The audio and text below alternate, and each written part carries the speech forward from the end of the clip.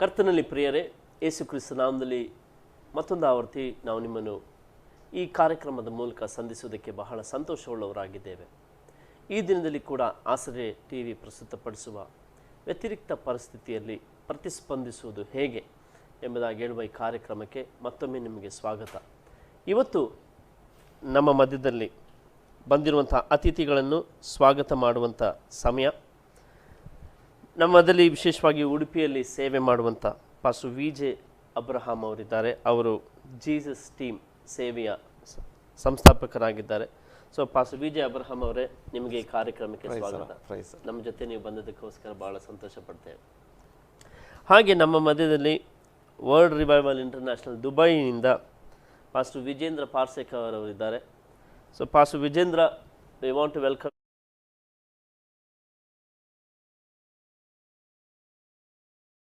So ಪ್ರಿಯರೇ, ಇವತ್ತು ನಾವು ಈ ಕಾರ್ಯಕ್ರಮವನ್ನು ಮುಂದುವರಿಸೋಣ. ಯಾಕಂದರೆ ನಾವು ತಿಳಿದ ಹಾಗೆ ಬಹಳಷ್ಟು ಜನ ಈ ಕಾರ್ಯಕ್ರಮವನ್ನು ನೋಡಿ ಬಹಳ ಉತ್ತೇಜನ ಪಡ್ಕೊಂಡಿದ್ದಾರೆ. ಬಹಳಷ್ಟು ಜನ ಹೇಳಿದ್ದಾರೆ, ನಿಜವಾಗ್ಲೂ ನೀವು ಮಾಡ್ತಿರೋದು ಒಂದು ಒಳ್ಳೆ ಪ್ರಯತ್ನ. ಯಾಕಂದರೆ ಜನರಿಗೆ ಈ ಭಯದ ವಾತಾವರಣ ಇರುವಾಗ ನೀವೊಂದು ಧೈರ್ಯ ತುಂಬುತ್ತಿದ್ದೀರಿ ಎಂಬುದಾಗಿ. ಸೊ ಈ ಸಮಯದಲ್ಲಿ ನಾನು ಪಾಸ್ಟರ್ ಅಬ್ರಹಾಂ ನಿಮ್ಮನ್ನು ನಾನು ಕೇಳೋದಕ್ಕೆ ಬಯಸ್ತೇನೆ.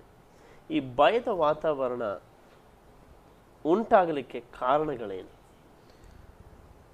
ದೇವರ ವಾಕ್ಯದಲ್ಲಿ ನಾವು ನೋಡುವಾಗ ಅನೇಕ ವಿಷಯಗಳನ್ನು ಈ ಭಯದ ವಾತಾವರಣ ಅಂತ ನಾವು ನೋಡ್ತೇವೆ.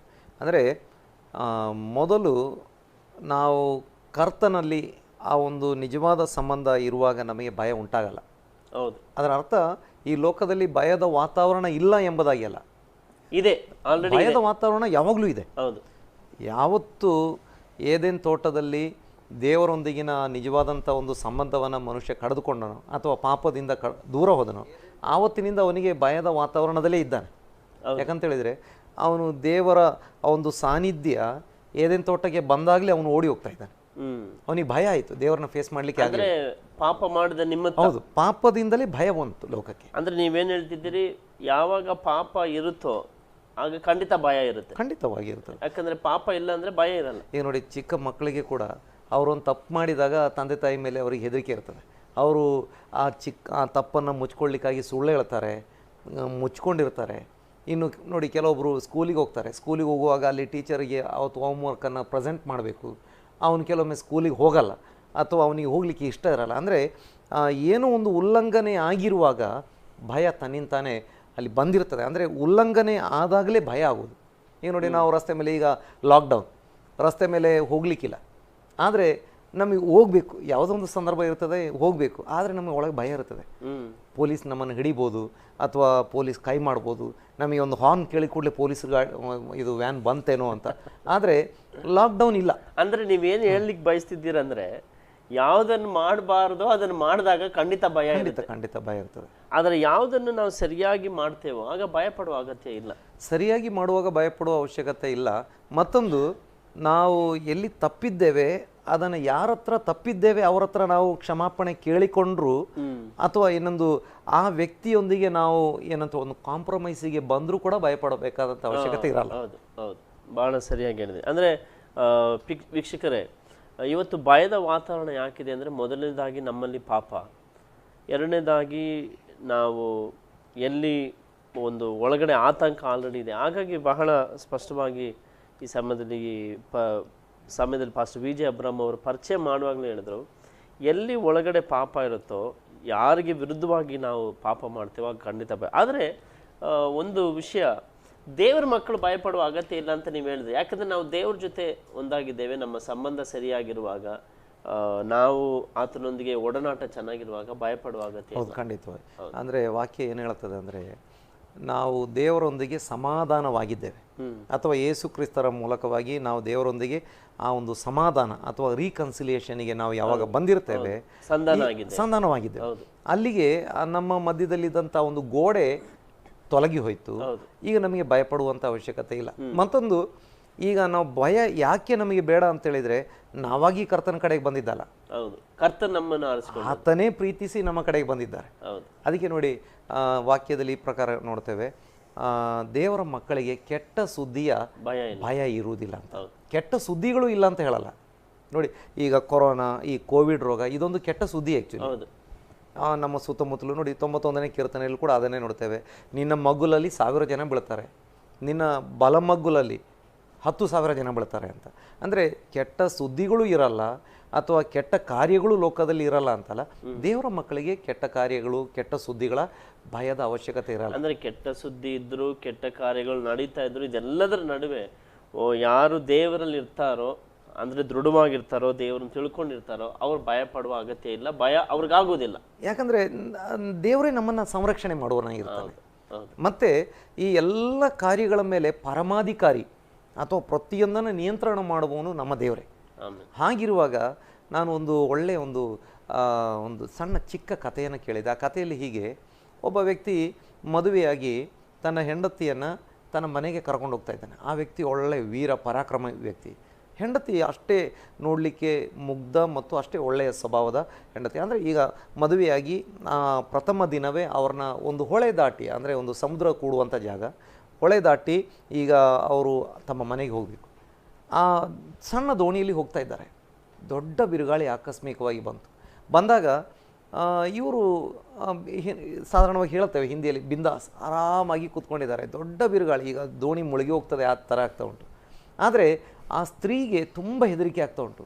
ಅವರು ವಿಚಾರ ಮಾಡ್ತಾಯಿದ್ರು, ಇಷ್ಟು ದೋಣಿ ಮುಳುಗೋ ಥರ ಉಂಟು, ಆದರೆ ಇವರು ಆರಾಮಾಗಿ ಕೂತ್ಕೊಂಡಿದ್ದಾರೆ. ಎಂಥ ವ್ಯತ್ಯಾಸ ಇವರ ಮುಖದಲ್ಲಿ ಕಾಣಿಸ್ತಾ ಇಲ್ವಲ್ಲ. ಇವ್ರಿಗೇನೋ ಬುದ್ಧಿ ಭ್ರಮಣೆ ಆಗಿದೆ ಅಥವಾ ಇವರಿಗೆ ಏನೋ ಪ್ರಾಬ್ಲಮ್ ಇದೆ. ಇಲ್ಲದಿದ್ದರೆ ಆರ್ಡಿನರಿ ಸಾಧಾರಣ ವ್ಯಕ್ತಿ ಯಾರಾದರೂ ಕೂಡ ಹೆದರ್ತಿದ್ರು, ಯಾಕಂದರೆ ಮುಳುಗಿ ಹೋಗ್ತೇವಲ್ಲ ಅಂತ. ಆವಾಗ ಇವ್ರ ಹತ್ರ ಕೇಳ್ತಾರೆ, ನಿಮಗೇನಾಯಿತು, ಎಂಥ ಪ್ರಾಬ್ಲಮ್, ಇಷ್ಟು ಭಯಾನಕ ಬಿರುಗಾಳಿ ಇದ್ದರು, ಯಾಕೆ ನೀವು ನಗ್ತಾ ಕೂತ್ಕೊಂಡಿದ್ರಿ ಅಂತ. ಆವಾಗ ಅವರು ಏನು ಆನ್ಸರ್ ಕೊಡಲಿಲ್ಲ. ಅವರು ತಮ್ಮ ಆ ಹೊರೆಯಲ್ಲಿ ಕತ್ತಿ ಇತ್ತು, ಅದನ್ನು ತೊಗೊಂಡೋಗಿ ಅವರು ಕುತ್ತಿಗೆ ಕಡೆ ಇಟ್ಟು ಕೇಳಿದರು, ಈಗ ಹೇಗೆ ಅನ್ನಿಸ್ತದೆ, ಹೆದರಿಕೆ ಆಗುತ್ತಾ ನಿಮಗೆ ಅಂತ, ನಿನಗೆ ಹೆದರಿಕೆ ಆಗುತ್ತಾ ಅಂತ ಕೇಳಿದರು. ನಾನು ಯಾಕೆ ಹೆದರಲಿ, ನೀವು ನನ್ನನ್ನು ಪ್ರೀತಿಸುವ ನನ್ನ ಪತಿ, ಇಷ್ಟು ಪ್ರೀತಿಸುವ ಪತಿ, ನಿಮ್ಮ ಕೈಯಲ್ಲಿ ಕತ್ತಿ ಇದ್ದರೆ ನಾನು ಯಾಕೆ ಹೆದರಬೇಕು, ನನ್ನ ಕುತ್ತಿಗೆ ಹತ್ರ ನೀವು ಕತ್ತಿ ಇಟ್ಟರೆ ನಾನು ಯಾಕೆ ಹೆದರಬೇಕು, ಹಾಗೆ ಹೇಳಿದರು. ಆವಾಗ ಅವರು ಅಂದರು, ಹೌದು ನೀನು ಹೇಳಿದ್ದು ಕರೆಕ್ಟ್, ಈ ಬಿರುಗಾಳಿ ಕೂಡ ನನ್ನ ದೇವರ ಕೈಯಲ್ಲಿ ಉಂಟು, ನಾನು ಆತನನ್ನು ಪ್ರೀತಿಸುವಂಥ ಆತನ ರಕ್ತದಿಂದ ಕೊಂಡುಕೊಳ್ಳಲ್ಪಟ್ಟ ಮಗ, ನೀನು ಕೂಡ ಅಷ್ಟೇ, ಹಾಗಾದರೆ ನಾವು ಯಾಕೆ ಹೆದರಬೇಕು ಅಂತ. ಪರಿಸ್ಥಿತಿ ಆತನ ಕೈಯಲ್ಲಿ ಉಂಟು, ಕಂಟ್ರೋಲ್ ಉಂಟು, ನಾವು ಹೆದರುವಂಥ ಅವಶ್ಯಕತೆ ಇಲ್ಲ. ಆಮೇಲೆ ಭಾಳ ಸುಂದರವಾಗಿ ಹೇಳಿದ್ರಿ, ಪರಿಸ್ಥಿತಿ ಆತನ ಕೈಯಲ್ಲಿರುವಾಗ ನಾವು ಹೆದರುವ ಅಗತ್ಯ ಇಲ್ಲ. ಸೊ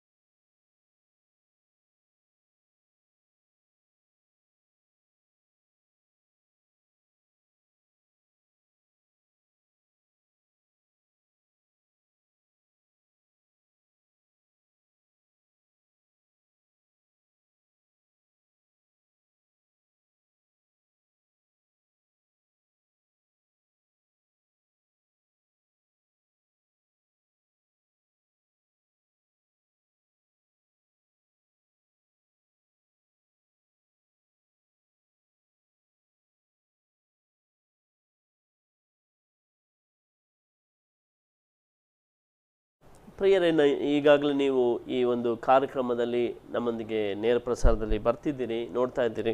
ನಿಮ್ಮಲ್ಲಿ ಬಹಳಷ್ಟು ಜನ ಶಬ್ದ ಇಲ್ಲ, ವಾಯ್ಸ್ ಕ್ಲಿಯರ್ ಇಲ್ಲ ಎಂಬುದಾಗಿ ಹೇಳ್ತಿದ್ದೀರಿ. ನಮ್ಮ ತಾಂತ್ರಿಕ ತಂಡದವರು, ಟೆಕ್ನಿಕಲ್ ಟೀಮ್ನವರು ಅದನ್ನು ಫಿಕ್ಸ್ ಮಾಡ್ತಾ ಇದ್ದಾರೆ. ನಮಗೆ ಗೊತ್ತು, ನೀವೆಲ್ಲ ಬಹಳ ಕಾತರದಿಂದ ಕಾಯ್ತಾ ಇದ್ದೀರಿ ದೇವರ ವಾಕ್ಯವನ್ನು ಕೇಳೋದಕ್ಕೆ, ಕಲಿಯೋದಕ್ಕೆ, ಹಾಗೆ ನಮ್ಮ ಜೊತೆ ಸೇರಿ ಪ್ರಾರ್ಥಿಸೋದಕ್ಕೆ. ಖಂಡಿತವಾಗಿ ಇದರ ಕುರಿತಾದ ವಿಷಯವನ್ನು ನಮ್ಮ ಟೆಕ್ನಿಕಲ್ ಟೀಮ್ ಆದಷ್ಟು ಶೀಘ್ರದಲ್ಲಿ ಇದನ್ನು ಫಿಕ್ಸ್ ಮಾಡ್ತಾರೆ. ಇದರಿಂದ ಬಹಳಷ್ಟು ಜನ, ನಾವು ನಿಮ್ಮ ಮುಂದೆ ಪರದೆ ಮುಂದೆ ಇದ್ದೇವೆ, ಆದರೆ ಪರದೆ ಹಿಂದೆ ಇರುವಂಥ ಬಹಳಷ್ಟು ಜನ ಇದಕ್ಕೋಸ್ಕರ ಶ್ರಮಿಸ್ತಾ ಇದ್ದಾರೆ. ಸೊ ಅತಿ ಶೀಘ್ರದಲ್ಲಿ ಆ ಪ್ರಾಬ್ಲಮ್ ಫಿಕ್ಸ್ ಆಗುತ್ತೆ, ನೀವು ಸ್ಪಷ್ಟವಾಗಿ ಕೇಳಲಿಕ್ಕೆ ಸಾಧ್ಯ ಆಗುತ್ತೆ. ಈ ಸಮಯದಲ್ಲಿ ಪಾಸ್ಟರ್ ಅಬ್ರಹಾಂ ಅವರೇ, ನಮಗೆ ಕೆಲವರು ಈಗಾಗಲೇ ಅನೇಕ ಪ್ರಾರ್ಥನಾ ಮನವಿಗಳನ್ನು ಕೇಳ್ಕೊಂಡಿದ್ದಾರೆ. ಯಾಕಂದರೆ ಕಳೆದ ಕೆಲವು ದಿನಗಳಿಂದ ನಾವು ಪ್ರಾರ್ಥಿಸ್ತಾ ಬರ್ತಾ ಇದ್ವಿ. ಅದೇ ಸಮಯದಲ್ಲಿ ನಾನು ಎಲ್ಲ ವೀಕ್ಷಕರಿಗೆ ನಾನು ಹೇಳೋದಕ್ಕೆ ಬಯಸ್ತೇನೆ, ನಾವು ನಿಮ್ಮ ಜೊತೆ ಪ್ರಾರ್ಥನೆ ಮಾಡಲಿಕ್ಕೆ ಬಯಸ್ತೇವೆ. ನಿಮ್ಮ ಜೊತೆ ನಿಮ್ಮ ಪ್ರಾರ್ಥನೆ ಕೋರಿಕೆಗಳಿಗೆ ನಾವು ಇಲ್ಲಿ ಸ್ಟುಡಿಯೋದಲ್ಲಿ ನಮ್ಮ ಅತಿಥಿಗಳ ಜೊತೆ ಪ್ರಾರ್ಥಿಸೋದಕ್ಕೆ ಬಯಸ್ತೇವೆ, ತಂಡವಾಗಿ ಪ್ರಾರ್ಥಿಸೋದಕ್ಕೆ ಬಯಸ್ತೇವೆ. ಆದರೆ ಅದೇ ಸಮಯದಲ್ಲಿ ಎಲ್ಲ ಪ್ರಾರ್ಥನೆಗಳು, ಬಹಳಷ್ಟು ಪ್ರಾರ್ಥನೆಗಳು ಬರೋದರಿಂದ ನೇರ ಪ್ರಸಾರದಲ್ಲಿ ಕೆಲವೊಮ್ಮೆ ಪ್ರಾರ್ಥಿಸೋದಕ್ಕೆ ಸಮಯದ ಕೊರತೆ ಉಂಟಾಗ್ತದೆ. ಆದರೂ ನಾವು ಪ್ರಾರ್ಥನಾ ತಂಡದವರು ನಿಮಗೋಸ್ಕರ ಪ್ರಾರ್ಥಿಸ್ತಾರೆ. ಈ ಸಮಯದಲ್ಲಿ ನಿಮ್ಮ ಪ್ರಾರ್ಥನಾ ಮನವಿಗಳಿರೋದಾದರೆ, ಅಥವಾ ನಿಮಗೆ ಇಲ್ಲಿರುವಂಥ ಅತಿಥಿಗಳ ಸಂಗಡ ಏನಾದರೂ ಕೇಳಬೇಕಂತಿದ್ರೆ ಈ ವಿಷಯಕ್ಕೆ ಸಂಬಂಧಪಟ್ಟ ಹಾಗೆ ಮಾತ್ರ, ವ್ಯತಿರಿಕ್ತ ಪರಿಸ್ಥಿತಿಯಲ್ಲಿ ಪ್ರತಿಸ್ಪಂದಿಸುವುದು ಹೇಗೆ, how to respond in this difficult situation, ಇದಕ್ಕೆ ಸಂಬಂಧಪಟ್ಟ ಹಾಗೆ ಯಾವುದೇ ಪ್ರಶ್ನೆ ಇರೋದಾದರೆ ನಿಮ್ಮ ಪರದೆ ಮೇಲೆ ಈಗ ಸಂಖ್ಯೆ ಕಾಣ್ತಾ ಇದೆ, 7022576010. ಈ ಸಂಖ್ಯೆಗೆ ನೀವು ನಿಮ್ಮ ಪ್ರಶ್ನೆಗಳನ್ನು, ನಿಮ್ಮ ಅನಿಸಿಕೆಗಳನ್ನು ಅಥವಾ ನಿಮ್ಮ ಪ್ರಾರ್ಥನಾ ಮನವಿಗಳನ್ನು ಕಳಿಸ್ಬೋದು. ಈ ಸಮಯದಲ್ಲಿ ನಮ್ಮ ಮಧ್ಯದಲ್ಲಿ ಪಾಸ್ಟರ್ ಬಸವರಾಜ್ ಅವರು ನಮಗೆ ಒಂದು ಪ್ರಾರ್ಥನೆ ಮನವಿ ಕಳಿಸಿದ್ದಾರೆ. ಪಾಸ್ಟರ್ ಬಸವರಾಜ್ ಬಳ್ಳಾರಿಯಲ್ಲಿ ಒಂದು ಚಿಕ್ಕ ಗ್ರಾಮದಲ್ಲಿ ಕಳೆದ 4 ವರ್ಷದ ಕರ್ತನ ಸೇವೆ ಮಾಡ್ತಿದ್ದೇನೆ ಮತ್ತು ಮಗು ಹುಟ್ಟಿ 3 ದಿನವಾಗಿದೆ. ಡಾಕ್ಟರ್ ಹೇಳಿದ್ರು ಜ್ವರ ಮತ್ತು ಪಿಡಿಸಿದೆ, ದಯಮಾಡಿ ಪ್ರಾರ್ಥನೆ ಮಾಡಿ ಎಂಬುದಾಗಿ. ಸೊ ಮೊದಲನೇದಾಗಿ ಪಾಸ್ಟರ್ ಬಸವರಾಜ್ ಅವರೇ, ನಾವು ನಿಮಗೆ ಅಭಿನಂದನೆ ಸಲ್ಲಿಸೋದಕ್ಕೆ ಬಯಸ್ತೇವೆ ನಿಮ್ಮ ಮಗು ಹುಟ್ಟಿರೋದಕ್ಕೋಸ್ಕರ. May God bless you. Bible ಹೇಳುತ್ತೆ, ಗರ್ಭಫಲವು ದೇವರಿಂದ ಬರುವಂಥ ಬಹುಮಾನ. ಆದ್ದರಿಂದ ದೇವರು ನಿಮಗೆ ಬಹುಮಾನ ಕೊಟ್ಟಿದ್ದಾರೆ, ಸಂತೋಷ ಪಡಿ. ಮಗುವಿಗೆ ಜ್ವರ, ಪಿಡ್ಸ್ ಇದು ಏನೇ ಇರ್ಬೋದು, ಅದು ಮೆಡಿಕಲಿ ಅವ್ರು ಹೇಳಿರ್ಬೋದು, ಆದರೆ ಮಗುವನ್ನು ಕೊಟ್ಟ ಕರ್ತನು ನಿಮಗೆ ಗರ್ಭಧರಿಸುವಂತೆ ಮಾಡಿದ, ನಿಮ್ಮ ಪತ್ನಿ ಗರ್ಭಧರಿಸುವಂತೆ, ಜನನ ಕೊಡುವಂತೆ ಮಾಡಿದ ದೇವರು ಖಂಡಿತ ಸ್ವಸ್ಥಪಡಿಸೋದು ಶಕ್ತನಾಗಿದ್ದಾನೆ. ವೈದ್ಯರು ಅವರು ತಮ್ಮ ಕೆಲಸವನ್ನು ಮಾಡ್ತಾರೆ, ದೇವರು ತನ್ನ ಕೆಲಸವನ್ನು ಮಾಡ್ತಾರೆ. ಈ ಸಮಯದಲ್ಲಿ ನಮ್ಮದಲ್ಲಿ ಪಾಸ್ಟರ್ ಅಬ್ರಹಾಂ ಅವರು, ನಮ್ಮದಲ್ಲಿ ಪಾಸ್ಟರ್ ಬಸವರಾಜ್ ಅವರು ಪ್ರಾರ್ಥಿಸುವಂತೆ ಕೇಳ್ಕೊಂಡಿದ್ದಾರೆ. ಅವರ ಮಗುವಿಗಾಗಿ ಈ ಸಮಯದಲ್ಲಿ ಪ್ರಾರ್ಥಿಸುವಂತೆ ಕೇಳ್ಕೊಳ್ತೇನೆ. ನಾವು ಪ್ರಾರ್ಥನೆ ಮಾಡೋಣ. ಅದಕ್ಕಿಂತ ಮುಂಚೆ ಒಂದು ವಾಕ್ಯ ಹೀಗೆ ಹೇಳ್ತದೆ, ನಮ್ಮ ವೇದನೆಗಳನ್ನು ತಾನೇ ತೆಗೆದುಕೊಂಡು ನಮ್ಮ ರೋಗಗಳನ್ನು ಹೊತ್ತುಕೊಂಡನು. ಯೇಸ್ವಾಮಿ ನಮ್ಮ ಎಲ್ಲ ವೇದನೆಗಳನ್ನು, ಸಮಸ್ತ ರೋಗಗಳನ್ನು ತೆಗೆದುಕೊಂಡಿದ್ದಾರೆ, ಹೊತ್ಕೊಂಡಿದ್ದಾರೆ. ಹಾಗಿರುವಾಗ ನಾವು ಈ ಪ್ರೀತಿಯ ದೇವರ ಸೇವಕರ ಮಗುವನ್ನು ದೇವರ ಕರಗಳಿಗೆ ಒಪ್ಪಿಸಿ ನಾವು ಪ್ರಾರ್ಥನೆ ಮಾಡೋಣ. ನಾವು ಪ್ರಾರ್ಥನೆ ಮಾಡುವಾಗ ದೇವರು ಅದ್ಭುತ ಮಾಡ್ತಾನೆ. ಈ ಹೊತ್ತು ಕರ್ತನು ಆ ಮಗುವನ್ನು ಮುಟ್ಟಿ ಗುಣಪಡಿಸುವಾತನಾಗಿದ್ದಾನೆ. ನಾವು ಪ್ರಾರ್ಥನೆ ಮಾಡೋಣ. ಮಹಾಪರಿಶುದ್ಧನಾಗಿರುವಂಥ ನಮ್ಮ ಪರಲೋಕದ ತಂದೆಯಾದ ದೇವರೇ, ಸ್ವಾಮಿ, ನಿನ್ನ ಸೇವಕರಿಗೆ ನೀನು ಕೊಟ್ಟಂಥ ಮಗುವಿಗಾಗಿ ಸ್ತೋತ್ರ ಸ್ವಾಮಿ. ದೇವರೇ, ಮಗುವನ್ನು ಅವರಿಗೆ ನೀನೇ ದಾನವಾಗಿ ಕೊಟ್ಟಿದ್ದಿ. ಯಾಕಂದರೆ ಗರ್ಭಫಲ ಯೆಹೋವನ ಅನುಗ್ರಹ ಎಂಬುದಾಗಿ ನಿನ್ನ ವಾಕ್ಯದಲ್ಲಿ ನೋಡ್ತೇವೆ. ಮಾತ್ರವಲ್ಲ ಸ್ವಾಮಿ, ನೀನು ಸೌಖ್ಯದಾಯಕನಾಗಿದ್ದಿ, ನೀನು ಯೆಹೋವ ರಾಫ ಆಗಿದ್ದಿ. ನಿನ್ನ ಬಾಸುಂಡೆಗಳಿಂದ ನಮಗೆ ರೋಗ ವಾಸಿ ಆಗಿದೆ ಸ್ವಾಮಿ. ಅಪ್ಪ, ಪ್ರೀತಿಯ ಮಗುವಿಗಾಗಿ ನಾವು ಪ್ರಾರ್ಥನೆ ಮಾಡ್ತಾ ಇದ್ದೇವೆ. ಆ ಮಗುವಿಗಿರುವಂಥ ಎಲ್ಲ ಅನಾರೋಗ್ಯ, ಎಲ್ಲ ಫೀಡ್ಸ್ ಕಾಯಿಲೆ ಏನು ಅಪ್ಪ ವೈದ್ಯಕೀಯವಾಗಿ ಆ ಮಗುವಿನ ಶರೀರದಲ್ಲಿ ಕಾಯಿಲೆ ಇದೆ ಎಂಬುದಾಗಿ ಕಂಡುಕೊಂಡಿದ್ದಾರೆ, ಆ ಪೂರ್ತಿ ಕಾಯಿಲೆಗಳು ಯೇಸು ಕ್ರಿಸ್ತನ ನಾಮದಲ್ಲಿ ವಾಸಿಯಾಗಲಿ, ಮಗುವಿಗೆ ಬಿಡುಗಡೆ ಉಂಟಾಗಲಿ. ಮಾತ್ರವಲ್ಲ, ಮಗುವಿಗೆ ಅಪ್ಪ ಒಳ್ಳೆಯ ಬೆಳವಣಿಗೆ ಕೊಟ್ಟು, ಆರೋಗ್ಯ ಕೊಟ್ಟು, ದೀರ್ಘಾಯುಷ್ಯ ಕೊಟ್ಟು, ತಲೆಮಾರಿನ ಒಂದು ಒಳ್ಳೆಯ ಕರ್ತನ ಸಾಕ್ಷಿಯಾಗುವಂತೆ ಮಗುವಿಗೆ ಸಹಾಯ ಮಾಡು. ಆ ಮಗುವಿನ ಮೂಲಕವಾಗಿ ಅಪ್ಪ ನಿನ್ನ ನಾಮ ಮಹಿಮೆ ಹೊಂದಲಿ, ದೇವರ ರಾಜ್ಯ ಕಟ್ಟಲ್ಪಡಲಿ.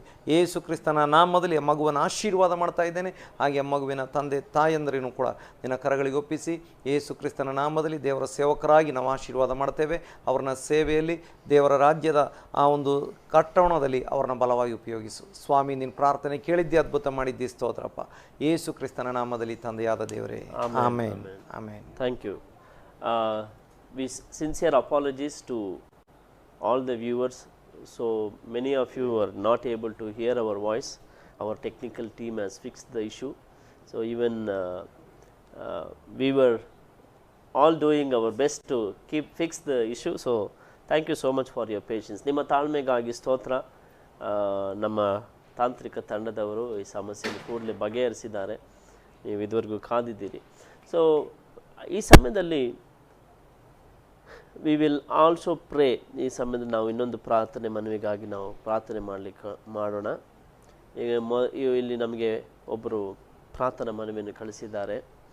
ಮದುವೆ ಆಗಿ 2 ವರ್ಷ ಕಳೆದಿದೆ, ನಾವು 1 ವರ್ಷನೂ ಜೊತೆಯಾಗಿಲ್ಲ. ಸೊ ನಾವು ಒಂದಾಗುವಂತೆ ಪ್ರಾರ್ಥನೆ ಮಾಡಿ ಎಂಬುದಾಗಿ ಕೇಳಿಕೊಂಡಿದ್ದಾರೆ. So there is Pastor Vijay, if you are hearing my voice, yes, Pastor, there is a prayer request. There is a couple who married for 2 years, okay, but they are not able to live together. So they are asking us to pray for their reunion. So will you lead us in prayer? yes, yes.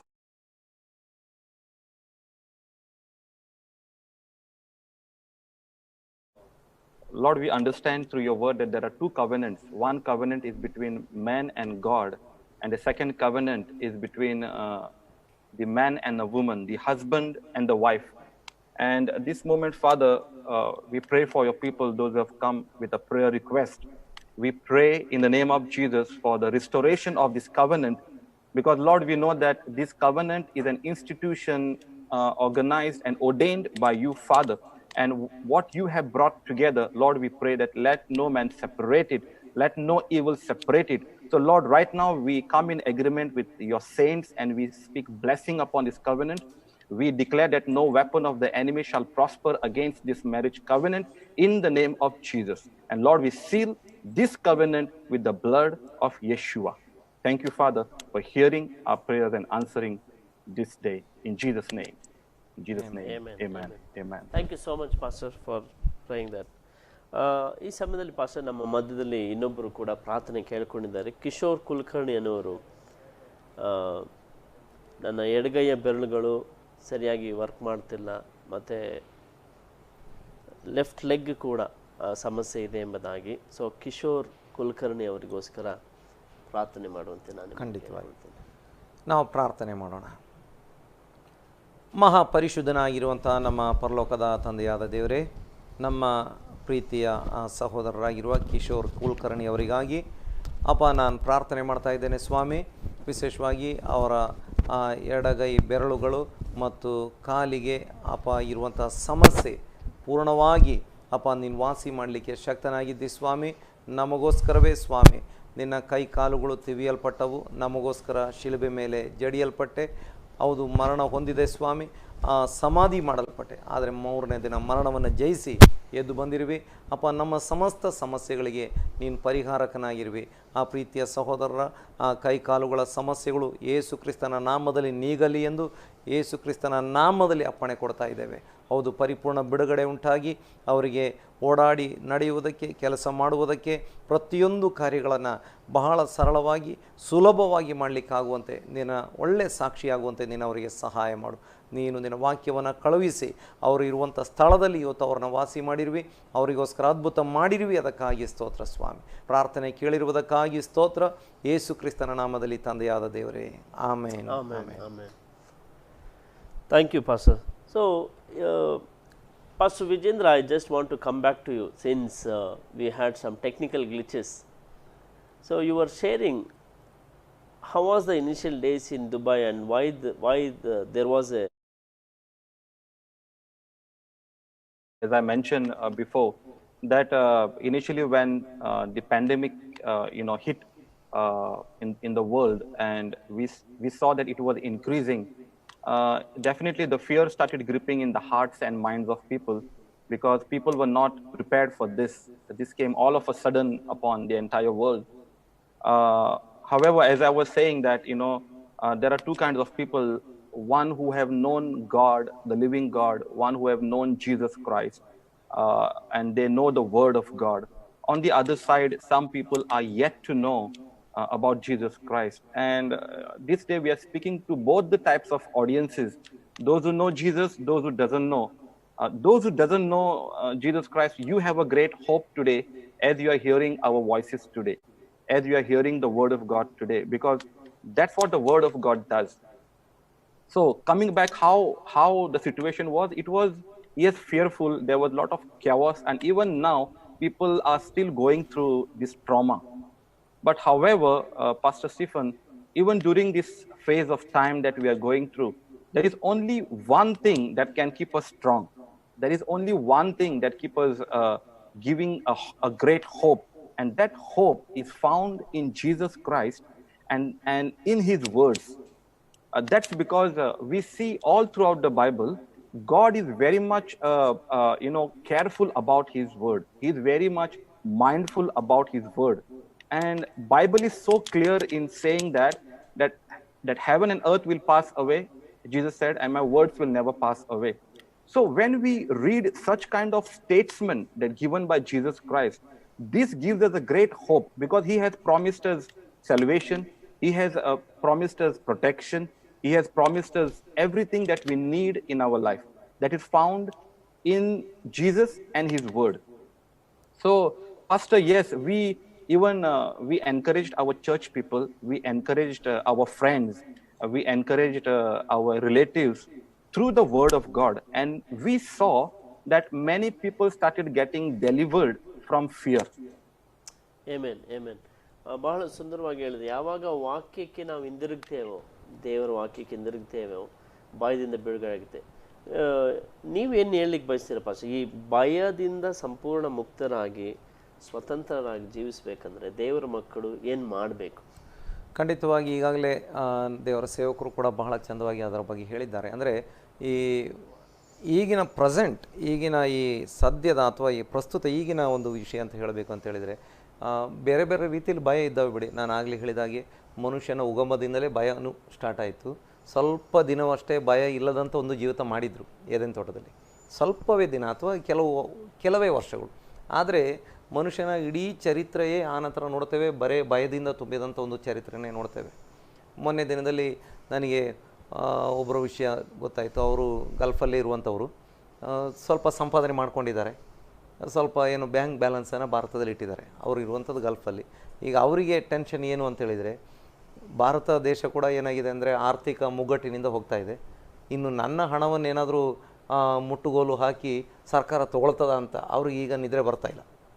ಅಂದರೆ ಹಣ ಇದ್ದರೂ ಭಯ ಬರ್ತದೆ, ಹಣ ಇಲ್ಲದಿದ್ರೂ ಭಯ ಬರ್ತದೆ. ನೀವು ಹೇಳಿದಾಗ ನನಗೊಂದು ವಾಕ್ಯ ನೆನಪು ಬರ್ತಿದೆ, ನಿಮ್ಮ ಗಂಟು ಎಲ್ಲಿರುತ್ತೋ ಅಲ್ಲೇ ನಿಮ್ಮ ಮನಸ್ಸು. ನನಗೆ ಈ ವಿಷಯವನ್ನು ಅವ್ರು ಹೇಳಿದಾಗಲೇ ನನಗೆ ತಕ್ಷಣ ನೆನಪು ಬಂದದ್ದು ಅದೇ ವಾಕ್ಯ, ನಿಮ್ಮ ಗಂಟು ಇದ್ದಲ್ಲಿ ನಿಮ್ಮ ಮನಸ್ಸು ಇರುವುದಷ್ಟೇ. ಅಂದರೆ ಇಷ್ಟೇ, ಎಲ್ಲರಿಗೆ ಭಯ ಉಂಟು. ಈಗಿನ ಪರಿಸ್ಥಿತಿ ಅಂತೂ ಭಯದಿಂದಲೇ ಪೂರ್ತಿ, ಮುಂದೆ ಭಯ, ಹಿಂದೆ ಭಯ, ಅಕ್ಕಪಕ್ಕದಲ್ಲಿ ಎಲ್ಲ ಕಡೆ ಭಯ, ಹೊರಗೆ ಒಬ್ಬ ಫ್ರೆಂಡನ್ನು ಕಂಡರೂ ಕೂಡ ಭಯ, ಇನ್ನು ಕೈ ಕುಲುಕಲಿಕ್ಕೂ ಭಯ, ಹತ್ತಿರ ಹೋಗಲಿಕ್ಕೂ ಭಯ, ಒಟ್ಟಿನಲ್ಲಿ ಪೂರ್ತಿ ಭಯದ ವಾತಾವರಣ.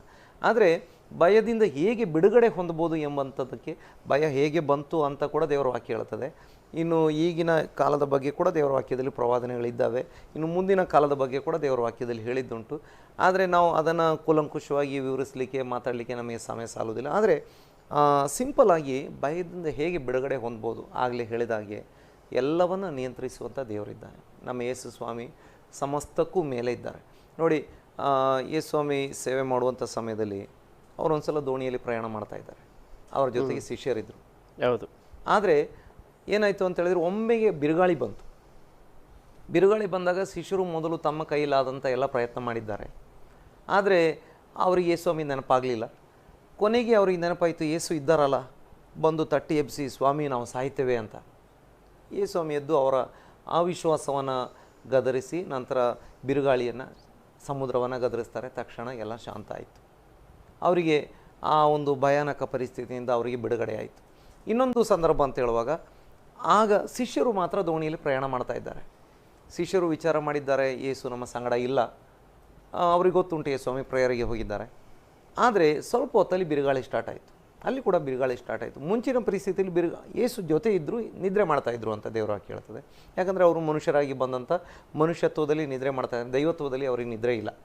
ಯಾಕಂದರೆ ದೇವರು ಹಾಕಿ ಹೇಳ್ತದೆ, ಇಸ್ರಾಯೇಲರನ್ನು ಕಾಯುವಾತನು ತೂಕಡಿಸುವುದಿಲ್ಲ, ನಿದ್ರಿಸುವುದಿಲ್ಲ. ಆದರೆ ಮನುಷ್ಯರಾಗಿ ಬಂದಾಗ ಈಗ ಅವ್ರು ನಿದ್ರೆ ಮಾಡ್ತಾ ಇದ್ದಾರೆ. ಎರಡನೇದು, ಅಂಥ ಭಯಾನಕ ಪರಿಸ್ಥಿತಿಯಲ್ಲೂ ಕೂಡ ದೇವರ ಭಕ್ತನಾಗಿ ಚೆನ್ನಾಗಿರ್ಬೋದು, ಭಯ ಪಡದೇ ಇರ್ಬೋದು ಅಂತ ಕೂಡ ತೋರಿಸಿಕೊಡ್ತಾ ಇದ್ದಾರೆ. ಈಗ ಎರಡನೇ ಪರಿಸ್ಥಿತಿಯಲ್ಲಿ ಬಂದಾಗ ಯೇಸು ಜೊತೆಯಲ್ಲಿ ಇಲ್ಲ. ನಾವು ಕೂಡ ಮನುಷ್ಯರಾಗಿ ಹಾಗೆ ವಿಚಾರ ಮಾಡ್ತೀವಿ, ನಮಗೆ ಯೇಸು ನಮ್ಮ ಜೊತೆಯಲ್ಲಿ ಇಲ್ಲವಲ್ಲ, ದೊಡ್ಡ ಬಿರುಗಾಳಿ ಬರ್ತಾ ಇದೆ, ಎಲ್ಲ ಪ್ರಯತ್ನಗಳನ್ನು ಮಾಡಿ ಆಯಿತು, ಕಡೆಯ ಪ್ರಯತ್ನವೂ ಕೂಡ ಮಾಡಿದ್ದಿರ್ಬೋದು. ಹಾಗೆ 4ನೇ ಜಾವಕ್ಕೆ ಬಂದಾಗ ಸುಮಾರು 8-9 ಗಂಟೆಗಳ ಆ ಒಂದು ಹೋರಾಟದ ನಂತರ ಹೀಗೆ ಸ್ವಾಮಿ ಅವರ ಹತ್ರ ನಡ್ಕೊಂಡು ಬರ್ತಾ ಇದ್ದಾರೆ. ಇಷ್ಟೇ ನಮ್ಮನ್ನು ಎಲ್ಲ ಭಯದಿಂದ ಬಿಡಿಸಲಿಕ್ಕೆ ಆಗುವಂಥದ್ದು ನಮಗೆ ಸ್ವಾಮಿಗೆ. ದೇವರು ಹಾಕಿ ಹೇಳ್ತದೆ, ಪ್ರೀತಿಯು ಭಯವನ್ನು ಹೊರಗಡೆ ಹಾಕ್ತದೆ. ಯಾವ ರೀತಿಯ ಪ್ರೀತಿ, ಏನು ಪ್ರೀತಿ ಅಂತ, ಯೇಸು ಸ್ವಾಮಿಯನ್ನು ನಾವು ಪ್ರೀತಿಸಿ ಆತನ ರಾಜ್ಯಕ್ಕೆ ನಾವು ಮರಳಿ ಬರುವುದಾದರೆ, ಒಂದು ರಾಜ್ಯಕ್ಕೆ ಬರಬೇಕು, ಯೇಸು ಸ್ವಾಮಿ ರಾಜ್ಯಕ್ಕೆ, ಅಥವಾ ಯೇಸು ಸ್ವಾಮಿಯನ್ನು ನಮ್ಮ ಹೃದಯಕ್ಕೆ ಸ್ವೀಕಾರ ಮಾಡಿದಾಗ ಆತನ ರಾಜ್ಯಕ್ಕೆ ನಾವು ಬಂದ ಹಾಗೆ ಆಯಿತು. ಇನ್ನು ಕೆಲವೊಬ್ರು ಏನಾಗ್ತದೆ ಅಂತ ಹೇಳಿದ್ರೆ, ನಂಬಿಕೆಗೆ ಕರ್ತನ ಕಡೆಗೆ ಬಂದುಕೊಂಡು ಕೂಡ ಹಿಂಜರಿದು ಹೋದವರು ಇರ್ತಾರೆ. ಅವರು ಮರಳಿ ಬರಬೇಕು. ಇದುವರೆಗೆ ಬರದಿದ್ದವರು ದೇವರ ಕಡೆಗೆ ಬರಬೇಕು. ಬಂದು ಹಿಂಜರಿದು ಹೋಗಿದ್ರೆ ಏನು ಮಾಡಬೇಕು? ಮರಳಿ ಬರಬೇಕು ಸ್ವಾಮಿಯ ಕಡೆಗೆ. ಸ್ವಾಮಿ, ನಾನು ಒಬ್ಬ ದುಂದುಗಾರ ಮಗನ ಥರ ನಿನ್ನಿಂದ ದೂರ ಹೋಗಿದ್ದೆ, ಸ್ವಾಮಿ ನಿನ್ನ ಕಡೆಗೆ ಮರಳಿ. ನೀವು ಏನು ಹೇಳಿಕ್ ಬಯಸಿದ್ದೀರಿ? ಪ್ರೀತಿ, ಆ ಪ್ರೀತಿಗೆ ನಾವು ಮೊದಲು ಪ್ರೀತಿಗೆ ಹಿಂದಿರುಗೋದಾದ್ರೆ ನಮ್ಮಲ್ಲಿ ಭಯ ಇರಲಿಕ್ಕೆ ಸಾಧ್ಯ ಇಲ್ಲ. ಯಾಕಂದರೆ ಕತ್ತಲೆಗೆ ಬೆಳಕಿಗೆ ಒಟ್ಟಿಗೆ ಇರಲಿಕ್ಕೆ ಆಗಲ್ಲ, ಪ್ರೀತಿಗೆ ಭಯಕ್ಕೆ ಒಟ್ಟಿಗೆ ಇರಲಿಕ್ಕೆ ಆಗಲ್ಲ. ಯಾಕಂದರೆ ಕರ್ತನ ಮೇಲೆ ಪ್ರೀತಿ ಇದ್ದರೆ ಭಯ ತನ್ನಿಂದ ತಾನೇ ಹೋಗ್ತದೆ. ಅದನ್ನು ನಾವು ಅದಕ್ಕೋಸ್ಕರ ಭಯ ಹೋಗಲಿಕ್ಕೆ ಸ್ಪೆಷಲ್ ಆಗಿ ಪ್ರೇಯರ್ ಮಾಡೋದು ಕೂಡ ಬೇಡ. ನಾವು ನೋಡಿ, ಪ್ರೀತಿ ಹೆಚ್ಚಾಗಲಿ ಅಂತ ನಾವು ಮಾಡಬೇಕಷ್ಟೇ. ಇನ್ನೊಂದು, ಪ್ರೀತಿ ಹೆಚ್ಚಾಗದಿದ್ದರೆ, ಕರ್ತನ ಮೇಲೆ ಪ್ರೀತಿ ಬರದಿದ್ದರೆ, ನಾವು ಭಯ ಹೋಗಲಿ ಅಂತ ಪ್ರೇಯರ್ ಮಾಡಿದರೂ ಕೂಡ ಹೋಗೋದೂ ಇಲ್ಲ. ಸರಿಯಾಗಿ ಆಗಬೇಕು ರಿಲೇಷನ್. ಏನು, ಕರ್ತನೊಂದಿಗೆ ಆ ರಿಲೇಷನ್ ಸ್ಥಾಪನೆ ಆಗಬೇಕು, ಅಥವಾ ಕರ್ತನೊಂದಿಗೆ ಆ ಒಂದು ಸಂಬಂಧ ಮರುಸ್ಥಾಪನೆ. ಕೆಲವೊಬ್ಬರಿಗೆ ಸ್ಥಾಪನೆ ಆಗಬೇಕು, ಕೆಲವೊಬ್ಬರಿಗೆ ಮರುಸ್ಥಾಪನೆ ಆಗಬೇಕು. ಹೌದು ಪ್ರಿಯ ವೀಕ್ಷಕರೇ, ನಾವು ಈ ಸಮಯದಲ್ಲಿ ಇದನ್ನು ಕೇಳ್ತಾ ಇರುವ ಹಾಗೆ ಒಂದು ವೇಳೆ ದೇವರು ನಿಮ್ಮ ಹೃದಯದಲ್ಲಿ ಕೂಡ ಮಾತನಾಡ್ತಾ ಇರ್ಬೋದು. ನಿಮ್ಮಲ್ಲಿ ಕೆಲವರಲ್ಲಿ ಪ್ರೀತಿ ಸ್ಥಾಪನೆ ಆಗಬೇಕಾಗಿದೆ, ಇನ್ನೂ ಕೆಲವರಲ್ಲಿ ಮರುಸ್ಥಾಪನೆ ಆಗಬೇಕಾಗಿದೆ. ನಮ್ಮ ಆಸೆ ನಿಮ್ಮನ್ನು ಯಾರೊಬ್ಬರನ್ನು ದೋಷಿಯ ಸ್ಥಾನದಲ್ಲಿ ಕೂರಿಸ್ಬೇಕನ್ನೋದಲ್ಲ, ಬದಲಾಗಿ ನಮ್ಮ ಆಸೆ, ನಮ್ಮ ಬಯಕೆ, ನಮ್ಮ ಪ್ರಾರ್ಥನೆ ನಿಮ್ಮನ್ನು ದೇವರ ಜೊತೆ ನಿಮ್ಮ ಸಂಬಂಧವನ್ನು ಇನ್ನೂ ಬಲಪಡಿಸಬೇಕು, ದೇವರ ಜೊತೆ ನಡಿಬೇಕನ್ನೋದೇ ನಮ್ಮ ಆಸೆ. ಅದರಿಂದ ನಿಮ್ಮ ಜೀವಿತಗಳಲ್ಲಿ ಒಂದು ವೇಳೆ ಪ್ರೀತಿ ಕಡಿಮೆ ಆಗಿದ್ರೆ, ದೇವರ ಮೇಲೆ ಪ್ರೀತಿ ಕಡಿಮೆ ಆಗಿದ್ರೆ, ಆ ಪ್ರೀತಿ ಹೆಚ್ಚುವಂತೆ ಕರ್ತನನ್ನು ಕೇಳಿಕೊಳ್ಳಿ. So pastor Vijendra, I just want to come back to you as Pastor Abram was sharing. When there is no love, there will be fear. Yes. So I was asking, he was sharing that we have to pray that the love must increase in us. Absolutely. So what are the ways, what are the things that a person has to keep in mind to increase the love in him? You're asking about love of a person towards another person? Is that your question? No, I'm asking in general about the believers. Okay. Since we are target, our main focus is on the believers, because many people live in fear, and many people still have that phobia. Yes. So I'm just asking, what are the ways to increase the love towards the one who has called us? See, Pastor, it's very simple. As Lord Jesus Christ spoke in Gospel of John, if we read, he has commanded us to remain in his love. And he gave us a very beautiful illustration of a vine tree and the branches. And he called himself vine, and he called us to be the branches. And he said that unless we remain inside of him, we won't be able to extract the love of God in our hearts. Also in the book of Romans, the scripture says that the love of God has been poured out in our hearts through Holy Spirit. So what happens, Pastor, when we seek God, when we have fellowship with God, when we spend time with God, and when we read His Word, what happens is we are able to receive the goodness of God. That also includes love, that also includes provision, that also includes protection. So everything is found in God. So that which is inside of God, we are able to receive it only through the fellowship, by remaining constantly in Jesus Christ. So what you're challenging our viewers is to check our fellowship with God. How a person is spending time with God. Is he Absolutely, spending Pastor. time in prayer, spending time in the Word? Absolutely. Is he having an exclusive time with the Lord? Absolutely, Pastor. Because you see, what really keeps us strong, what really keeps us energetic, is the Word of God and His presence. Just like in Psalm 91, we read in verse number 1 that those who dwell in the presence of God, they are secured, they are protected. And the Lord says, because this person loves me, I'm going to take care of him. So Psalm 91 is, just to bring an edification. When we are not protected when we read Psalm 91. That is a very wrong theology that people have caught up in their minds. Yeah, in fact, I think 2-3 days back, even in our discussion, one of the pastor who came, he also shared, holding on to Psalm 91 doesn't make any sense unless we are not in the Lord. ಅಂದ್ರೆ ಒಂದೆರಡು ನಮ್ಮ ಇದೇ ಸ್ಟುಡಿಯೋದಲ್ಲಿ ನಾವು ಮಾತಾಡುವಾಗ ಸೇವಕರು ಹೇಳಿದ್ರು, ಕೀರ್ತನೆ 91 ಹೇಳೋದ್ರಿಂದ ಕಂಠಪಾಠ ಮಾಡೋದ್ರಿಂದ ಏನು ಪ್ರಯೋಜನ ಇಲ್ಲ, ದೇವರ ಜೊತೆ ಅನ್ಯೋನ್ಯತೆಯಾಗಿರಬೇಕು, ದೇವರ ಜೊತೆ ನಾವು ನಡೆಯಬೇಕಂತ ಅವ್ರು ಬಹಳ ಸ್ಪಷ್ಟವಾಗಿ ನಮಗೆ ಕೂಡ ಕಳೆದಿಂದಲೇ ಹೇಳಿದರು. ಯಾಕಂದರೆ ಅನೇಕ ಮತ ಧರ್ಮ ಪಂಥ ಪಂಗಡಗಳಲ್ಲಿ ಕೂಡ ಈ ಬಾಯಿಪಾಠ ಅಥವಾ ಕಂಠಪಾಠ ಮಾಡಿದ ಪ್ರಾರ್ಥನೆಗಳನ್ನು ನೋಡ್ತೇವೆ. ಹೀಗೆ ವಾಕ್ಯವನ್ನು ಕೂಡ ಕಂಠಪಾಠ ಮಾಡಿ ನಂಬಿಕೆ ಇಲ್ಲದೆ ಮತ್ತು ಕರ್ತನೊಂದಿಗೆ ನಮ್ಮ ರಿಲೇಷನ್ ಸರಿಯಾಗದೆ ನಾವು ಇದನ್ನು ಏನೋ ನಾವು ಕೂಡ ಕೆಲವು ಕಾಲದಲ್ಲಿ ಮಾಡಿದ್ದೇವೆ. ನಮಗೆ ಭಯ ಆಗುವಾಗ ಬೈಬಲನ್ನು ತಲೆದಿಂಬು ಪಕ್ಕದಲ್ಲಿ ಇಡುವಂಥದ್ದು, ನಮಗೆ ಆ ರೀತಿ ಒಂದು ನಂಬಿಕೆ, ಅಂದರೆ ತಲೆದಿಂಬು ಪಕ್ಕದಲ್ಲಿ ಬೈಬಲ್ ಇದ್ದರೆ ನಮಗೆ ಭಯ ಬರುವುದಿಲ್ಲ ಅಂತ. ಆದರೆ ತಲೆದಿಂಬು ಪಕ್ಕದಲ್ಲಿ ಬೈಬಲ್ ಇರೋದು ಅಥವಾ ಎದೆ ಮೇಲೆ ಬೈಬಲ್ ಇಟ್ಕೊಂಡು ಮಲಗಿದ್ರು ಕೂಡ ಭಯ ಬರ್ತದೆ. ಆ ವಾಕ್ಯ ನಮ್ಮ ಒಳಗಡೆ ಹೋಗಬೇಕು, ಯೇಸು ಸ್ವಾಮಿ ನಮ್ಮ ಒಳಗಡೆ ಬರಬೇಕು. ನಾವು ಯೇಸು ಸ್ವಾಮಿಯೊಂದಿಗೆ ಆ ನಿಜವಾಗಿ ರಕ್ಷಕನು ಮತ್ತು ರಕ್ಷಿಸಲ್ಪಟ್ಟಂಥ ದೇವರ ಮಕ್ಕಳು ಸ್ಪಷ್ಟವಾಗಿ ಹೇಳಿದ್ರಿ ನೀವು.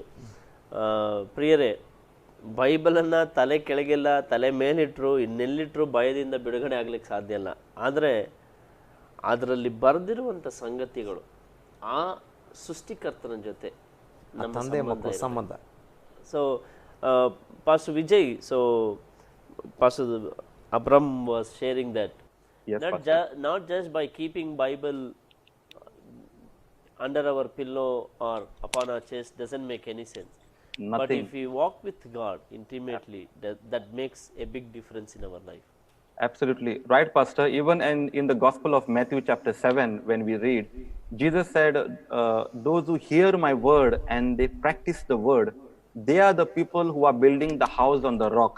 And when the storm comes, when the virus comes, when the pandemic comes, no matter what comes, their house will stand strong. So again, it is all about we practicing what the Lord has commanded us to do.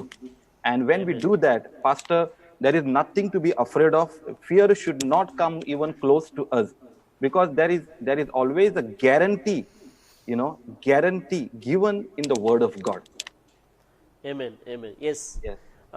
Pastor, ನಾವು ಇದನ್ನು ಮುಂದುವರಿಸೋಣ. ಪ್ರಿಯ ವೀಕ್ಷಕರೇ, ನಮ್ಮ ಈ ಮಾತುಕತೆಯನ್ನು ಸಂವಾದವನ್ನು ಮುಂದುವರಿಸಲಿಕ್ಕಿದ್ದೇವೆ. ಅದಕ್ಕಿಂತ ಮೊದಲು ಬಹಳಷ್ಟು ಜನ ತಮ್ಮ ಪ್ರಾರ್ಥನೆ ಮನವಿಗಳು ನಮಗೆ ಕಳಿಸ್ತಾ ಇದ್ದಾರೆ. ನಮ್ಮ ಮಧ್ಯದಲ್ಲಿ ಶ್ರೀಮತಿ ಹೆನ್ರಿಟಾ ಡಿಸಿಲ್ವಾ ಅವರು ನಮಗೆ ಗಾಲ್ ಬ್ಲಾಡರ್ ಸ್ಟೋನಿಂದ ಅವರು ಬಳಲ್ತಿದ್ದಾರೆ ಎಂಬುದಾಗಿ ಒಂದು ಪ್ರಾರ್ಥನೆ ಮನವಿ ಕಳಿಸಿದ್ದಾರೆ. ಹಾಗೆ ನಮ್ಮ ಮಧ್ಯದಲ್ಲಿ ಸಹೋದರ ರಾಜು ಅನ್ನೋರು ಚರ್ಮದ ಸಮಸ್ಯೆ 1 ವರ್ಷದಿಂದ ಬಳಲ್ತಿದ್ದಾರೆ ಎಂಬುದಾಗಿ ನಮಗೆ ಪ್ರಾರ್ಥನೆ ಮನವಿ ಕೇಳಿದ್ದಾರೆ. ಹಾಗೆ ಶ್ರೀವಿದ್ಯಾ ಅನ್ನೋರು ನಮ್ಮ ಕುಟುಂಬ ರಕ್ಷಣೆ ಹೊಂದಬೇಕನ್ನೋದಕ್ಕೋಸ್ಕರ ಪ್ರಾರ್ಥನೆ ಕೇಳಿದ್ದಾರೆ. ಹಾಗೂ ನಮ್ಮದಲ್ಲಿ ಆ್ಯನಿ ನೊರೋನಾ ಅನ್ನೋರು ಅವರು ಬ್ರೆಸ್ಟ್ ಕ್ಯಾನ್ಸರಿಂದ ಬಳಲ್ತಿದ್ದಾರೆ ಎಂಬುದಾಗಿ ನಮ್ಮದಲ್ಲಿ ಪ್ರಾರ್ಥನೆ ಕೇಳಿದ್ದಾರೆ. ಸೊ ನೀವು ಅವರಿಗೋಸ್ಕರ ಪ್ರಾರ್ಥನೆ ನಡೆಸುವಂತೆ ನಾನು ಕೇಳಿಕೊಳ್ಳಿ. ಖಂಡಿತವಾಗಿ. ಯಾಕಂದರೆ ದೇವರ ವಾಕ್ಯ ನಾವು ಆಗಲೇ ನೋಡಿದ್ದೇವೆ. ಯೇಸು ಸ್ವಾಮಿ ತನ್ನ ವಾಕ್ಯವನ್ನು ಕಳುಹಿಸಿ ನಮ್ಮನ್ನು ಸೌಖ್ಯ ಮಾಡ್ತಾರೆ. ಅವರು 39 ಚಾಟಿ ಏಟುಗಳನ್ನು ಹೊಂದಿಕೊಂಡರು, ಪ್ರತಿಯೊಂದು ನಮ್ಮನ್ನು ಸೌಖ್ಯ ಮಾಡೋದಕ್ಕೋಸ್ಕರ.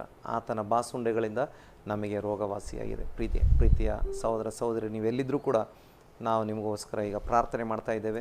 ಇರುವಂಥ ಸ್ಥಳದಲ್ಲಿ ನೀವು ಲೈವಲ್ಲಿ ಇದನ್ನು ನೋಡ್ತಾ ಇರೋದಾದರೆ ನಮ್ಮೊಂದಿಗೆ ಸೇರಿಕೊಂಡು ಪ್ರಾರ್ಥನೆ ಮಾಡಿ. ಖಂಡಿತವಾಗಿ ಕರ್ತನು ಈ ದಿನದಲ್ಲಿ ನಿಮಗೆ ಅದ್ಭುತ ಮಾಡುವ ಆತನಾಗಿದ್ದಾನೆ. ನಾವು ಪ್ರಾರ್ಥನೆ ಮಾಡೋಣ. ಮಹಾಪರಿಶುದ್ಧನಾಗಿರುವಂಥ ನಮ್ಮ ಪರಲೋಕದ ತಂದೆಯಾದ ದೇವರೇ, ಸ್ವಾಮಿ, ಇವತ್ತು ಪ್ರಾರ್ಥನಾ ಮನವಿಗಳನ್ನು ಕಳುಹಿಸಿರುವಂಥ ಪ್ರತಿಯೊಬ್ಬ ಸಹೋದರ ಸಹೋದರರಿಗಾಗಿ ನಾನು ಪ್ರಾರ್ಥನೆ ಮಾಡ್ತಾ ಇದ್ದೇನೆ.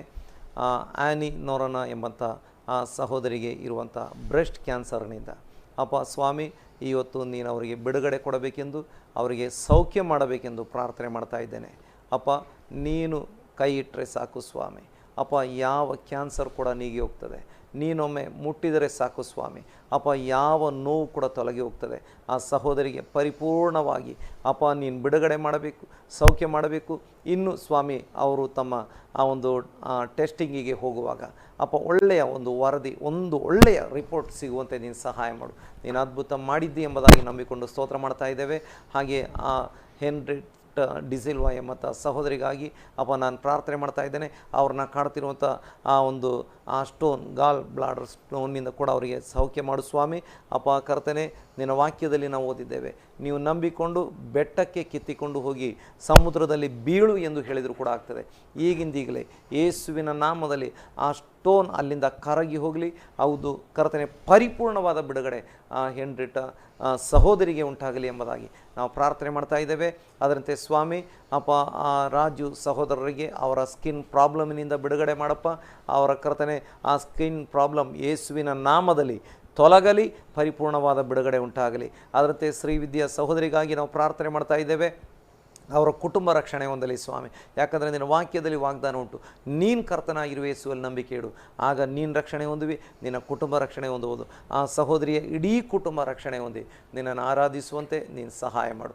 ನಿನ್ನ ಪರಿಶುದ್ಧ ಕರಗಳಿಗೆ ಒಪ್ಪಿಸಿದ್ದೇನೆ ಅಪ್ಪ. ಎಲ್ಲ ವಿಷಯಗಳಲ್ಲಿ ನಿನ್ನ ಅದ್ಭುತ ಮಾಡಿದ್ದಿ ಅಪ್ಪ. ನಿನ್ನ ಅದ್ಭುತಕ್ಕಾಗಿ ಸ್ತೋತ್ರ, ನಿನ್ನ ಕೃಪೆಗಾಗಿ ಸ್ತೋತ್ರ ಅಪ್ಪ. ಯೇಸು ಕ್ರಿಸ್ತನ ನಾಮದಲ್ಲಿ ತಂದೆಯಾದ ದೇವರೇ, amen. Pastor Vijay, we have one more prayer request. There is Sister Hema Rajan who is requested for the salvation of 2 grown-up children and also for her daughter's marriage. So I request you to pray for this prayer. For the salvation of their children.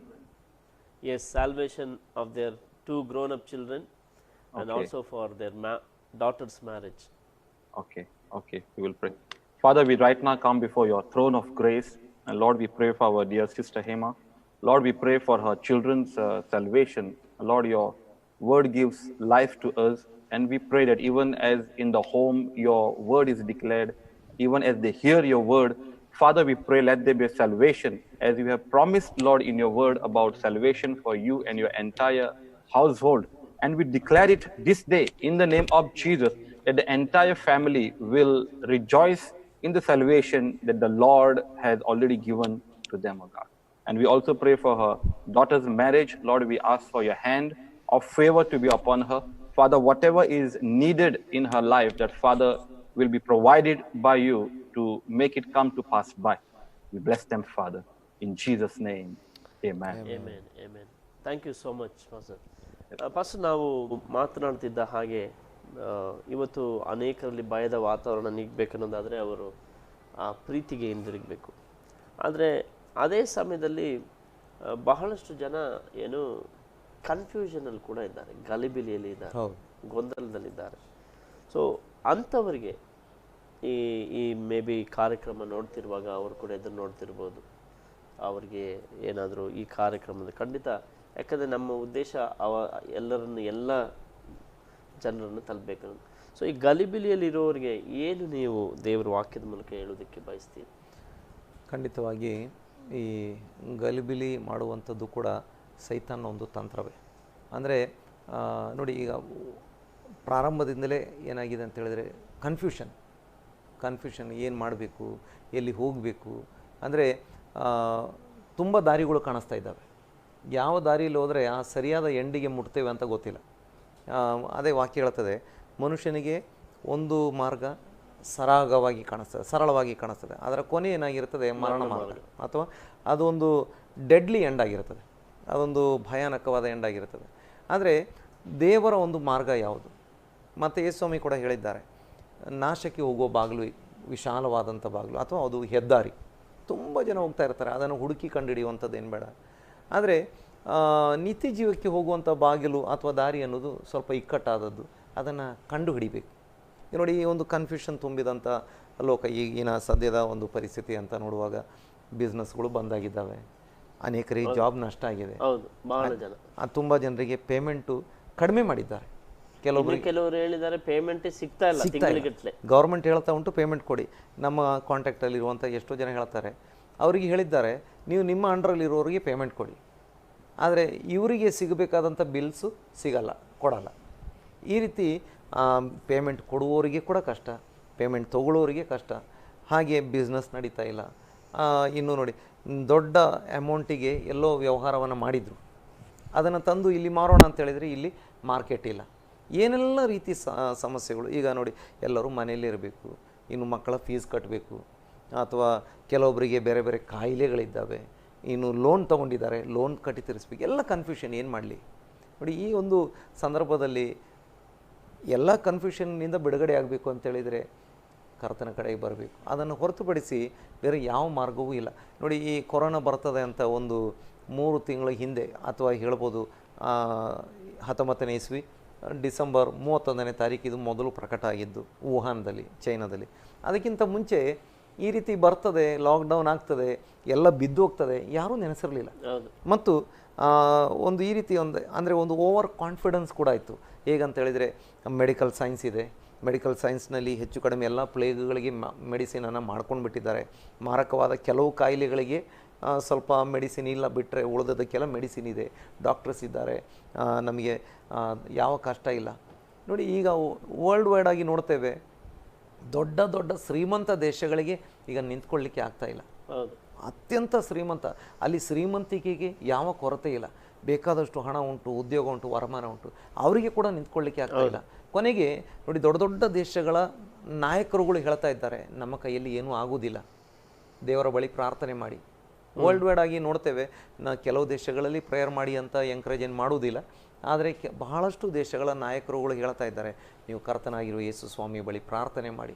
ಯಾಕಂದರೆ ಹೌದು, ಇತ್ತೀಚೆಗೆ ಬಹಳಷ್ಟು ದೇಶಗಳಲ್ಲಿ ಬಹಿರಂಗವಾಗಿ ದೇಶಗಳಲ್ಲೇ ಮೊಣಕಾಲೂರಿ ತಮ್ಮ ಪಾಪಗಳಿಗೆ ಪಶ್ಚಾತ್ತಾಪಪಟ್ಟು ಪ್ರಾರ್ಥನೆ ಬೀದಿಗಳಲ್ಲಿ ಪ್ರಾರ್ಥನೆ ಮಾಡಿದಂಥ ಸಂಭವಗಳು ಬಹಳಷ್ಟು.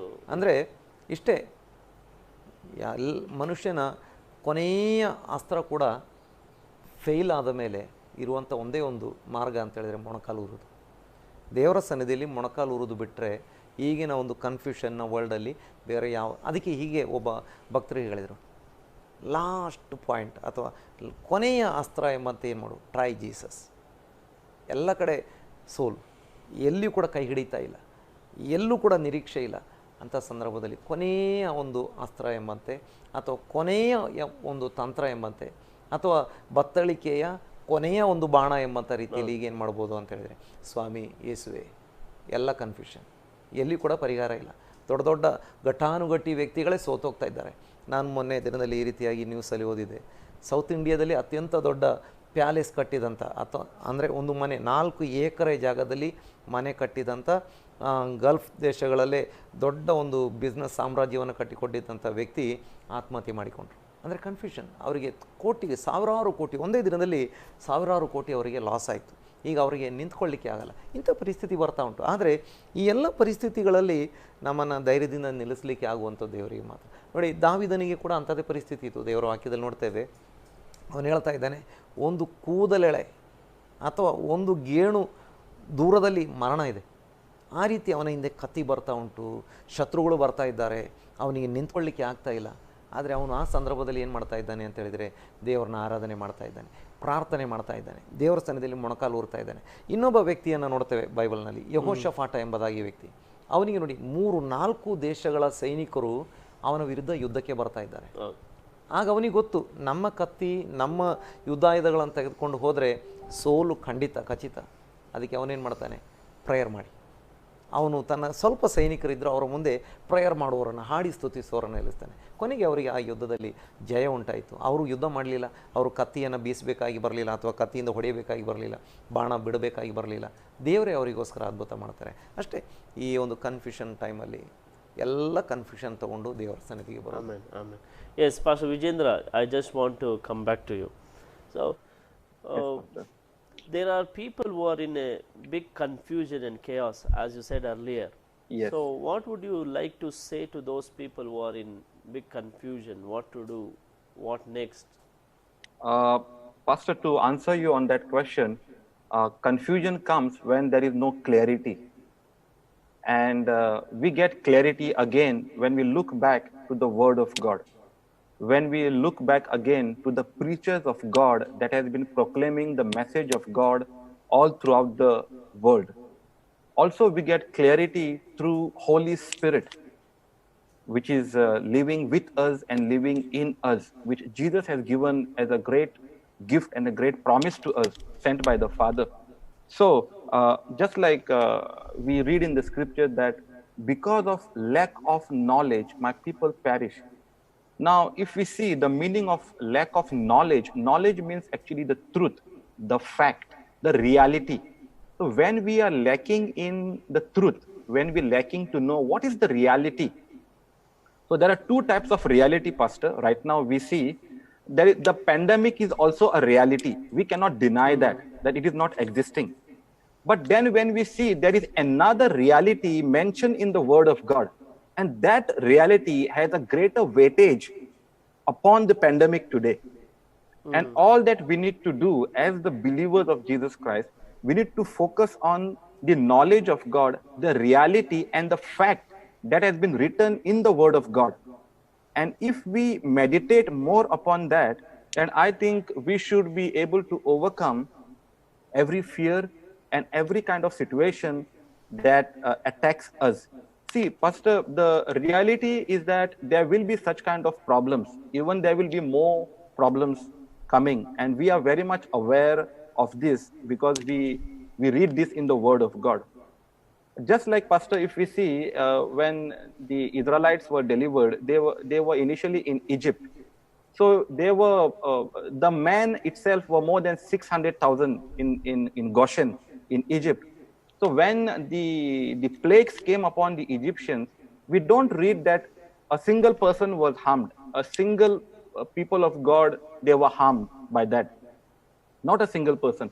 So however, during the times of pandemic or during the times of plagues, the people of God were protected. And I believe, Pastor, even in this situation, we need to hang on to God and His promises.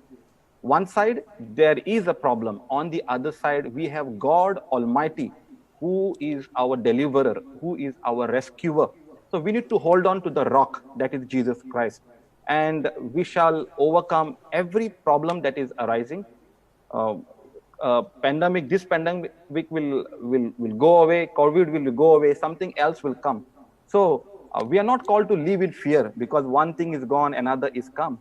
However, we should be prepared as the soldiers of Christ to tackle any kind of problem that is occurring. You mean to say is this is normal? Absolutely. And we have to prepare for any kind of challenges in any kind of situation. Absolutely, So, Pastor. only when we cling to God, when we have that right relationship with the one who has called us, Yes. the living God, Jesus Christ, Yes, Pastor. we can tackle any situation. Absolutely, Yes. Pastor. Yes. ಹೌದು pastor, ನಾವು ಈ ಒಂದು ಮಾತುಕತೆಯನ್ನು ವಿಚಾರವನ್ನು ಮುಂದುವರಿಸೋದಕ್ಕಿಂತ ಇನ್ನೂ ಕೆಲವು ಪ್ರಾರ್ಥನಾ ಮನವಿಗಳಿದೆ. ನಾವು ಅದಕ್ಕಾಗಿ ಈ ಸಮಯದಲ್ಲಿ ಪ್ರಾರ್ಥನೆ ಮಾಡೋಣ. ವಿಶೇಷವಾಗಿ ನಮ್ಮದಲ್ಲಿ ಅನೇಕರು ಈ ಪ್ರಾರ್ಥನೆ ಮನವಿಯನ್ನು ಕೇಳಿಕೊಂಡಿದ್ದಾರೆ, ಅವ್ರಿಗೋಸ್ಕರ ಪ್ರಾರ್ಥಿಸುವಂತೆ. ನಮ್ಮಲ್ಲಿ ಒಬ್ಬರು ಕೇಳಿಕೊಂಡಿದ್ದಾರೆ, 86 ವರ್ಷದ ತಾಯಿ, ಅವರಿಗೆ ಕ್ಯಾಟ್ರಾಕ್ ಆಗಿದೆ, ಅವರ ಹೆಸರು ಜೂಲಿಯನ್ ಎಂಬುದಾಗಿ, ಅವರಿಗೆ ಸಂಪೂರ್ಣ ಸ್ವಸ್ಥತೆ ಆಗಬೇಕೆಂಬುದಾಗಿ ಕೇಳಿಕೊಂಡಿದ್ದಾರೆ. ಈ ಸಮಯದಲ್ಲಿ ನೀವು ಅವರಿಗೋಸ್ಕರ ಪ್ರಾರ್ಥನೆ ಮಾಡುವಂತೆ ಕೇಳಿಕೊಳ್ತೇನೆ. ಪ್ರಾರ್ಥನೆ ಮಾಡೋಣ. ಮಹಾಪರಿಶುದ್ಧನಾಗಿರುವಂಥ ನಮ್ಮ ತಂದೆಯಾದಂಥ ದೇವರೇ, ಸೌಖ್ಯದಾಯಕನು ಅದ್ಭುತ ಸ್ವರೂಪನೂ ಆಗಿರುವಂಥ ಸ್ವಾಮಿ, ಆ ಪ್ರೀತಿಯ ತಾಯಿಗಾಗಿ ನಾವು ಪ್ರಾರ್ಥನೆ ಮಾಡ್ತಾ ಇದ್ದೇವೆ. ಅವರ ಆ ಕಣ್ಣಿನ ಸಮಸ್ಯೆಯಿಂದ ದೇವರೇ ನೀನು ಅವರಿಗೆ ಅದ್ಭುತವಾಗಿ ಬಿಡುಗಡೆ ಕೊಡಲು ಶಕ್ತನಾಗಿದ್ದಿ ಸ್ವಾಮಿ.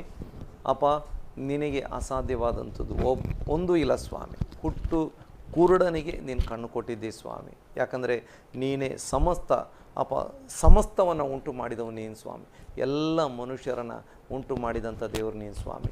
ಆ ಪ್ರೀತಿಯ ತಾಯಿಯನ್ನು ನೀನು ಮುಟ್ಟಿ ಅವ್ರನ್ನ ವಾಸಿ ಮಾಡಿ, ಅವರಿಗೋಸ್ಕರ ಅದ್ಭುತ ಮಾಡಿ, ಅವ್ರನ್ನ ನಿನ್ನ ಸಾಕ್ಷಿಯಾಗಿ ನಿಲ್ಲಿಸುವುದಕ್ಕಾಗಿ ಸ್ತೋತ್ರ. ಅಪ್ಪ, ಈ ಹೊತ್ತು ಅಪ್ಪ ಕರ್ತನೆ, ನಾವು ಪ್ರಾರ್ಥನೆ ಮಾಡುತ್ತಿರುವಾಗಲೇ ನೀನು ಅವರಿಗೆ ಬಿಡುಗಡೆ ಕೊಟ್ಟಿದ್ದೆ, ಅದಕ್ಕಾಗಿ ಸ್ತೋತ್ರ ಸ್ವಾಮಿ. ಯೇಸು ಕ್ರಿಸ್ತನ ಪರಿಶುದ್ಧ ನಾಮದಲ್ಲಿ ಪ್ರಾರ್ಥಿಸಿದ್ದೇವೆ ಪರಲೋಕದ ತಂದೆ. Amen. Amen. So Pastor Vijay, I request you to pray for Ramu, who is spiritually weak and he is not able to pray for past 15 days. So request you to pray for Ramu. Okay. Father, right now we pray for our brother Ramu. Lord, we pray that we declare upon his life that no weapon of the enemy shall prosper against him. Father, every spirit that has come from the wrong sources, Lord, to choke him and choke his spirit man, right now we declare war against such kind of spirits. Yes, and Lord. Father, we pray, Lord, that your word will bring a nourishment and edification in his spirit man in the name of Jesus. Because Lord, Jesus, you said in Gospel of John chapter 6 verse number 63, words that I speak to you, they are spirit and they are life. And we pray that our brother Ramu, as he reads his word, as he reads Lord, your word, he will be enlightened and his spirit will be lifted up in Jesus name. In Jesus name. Amen.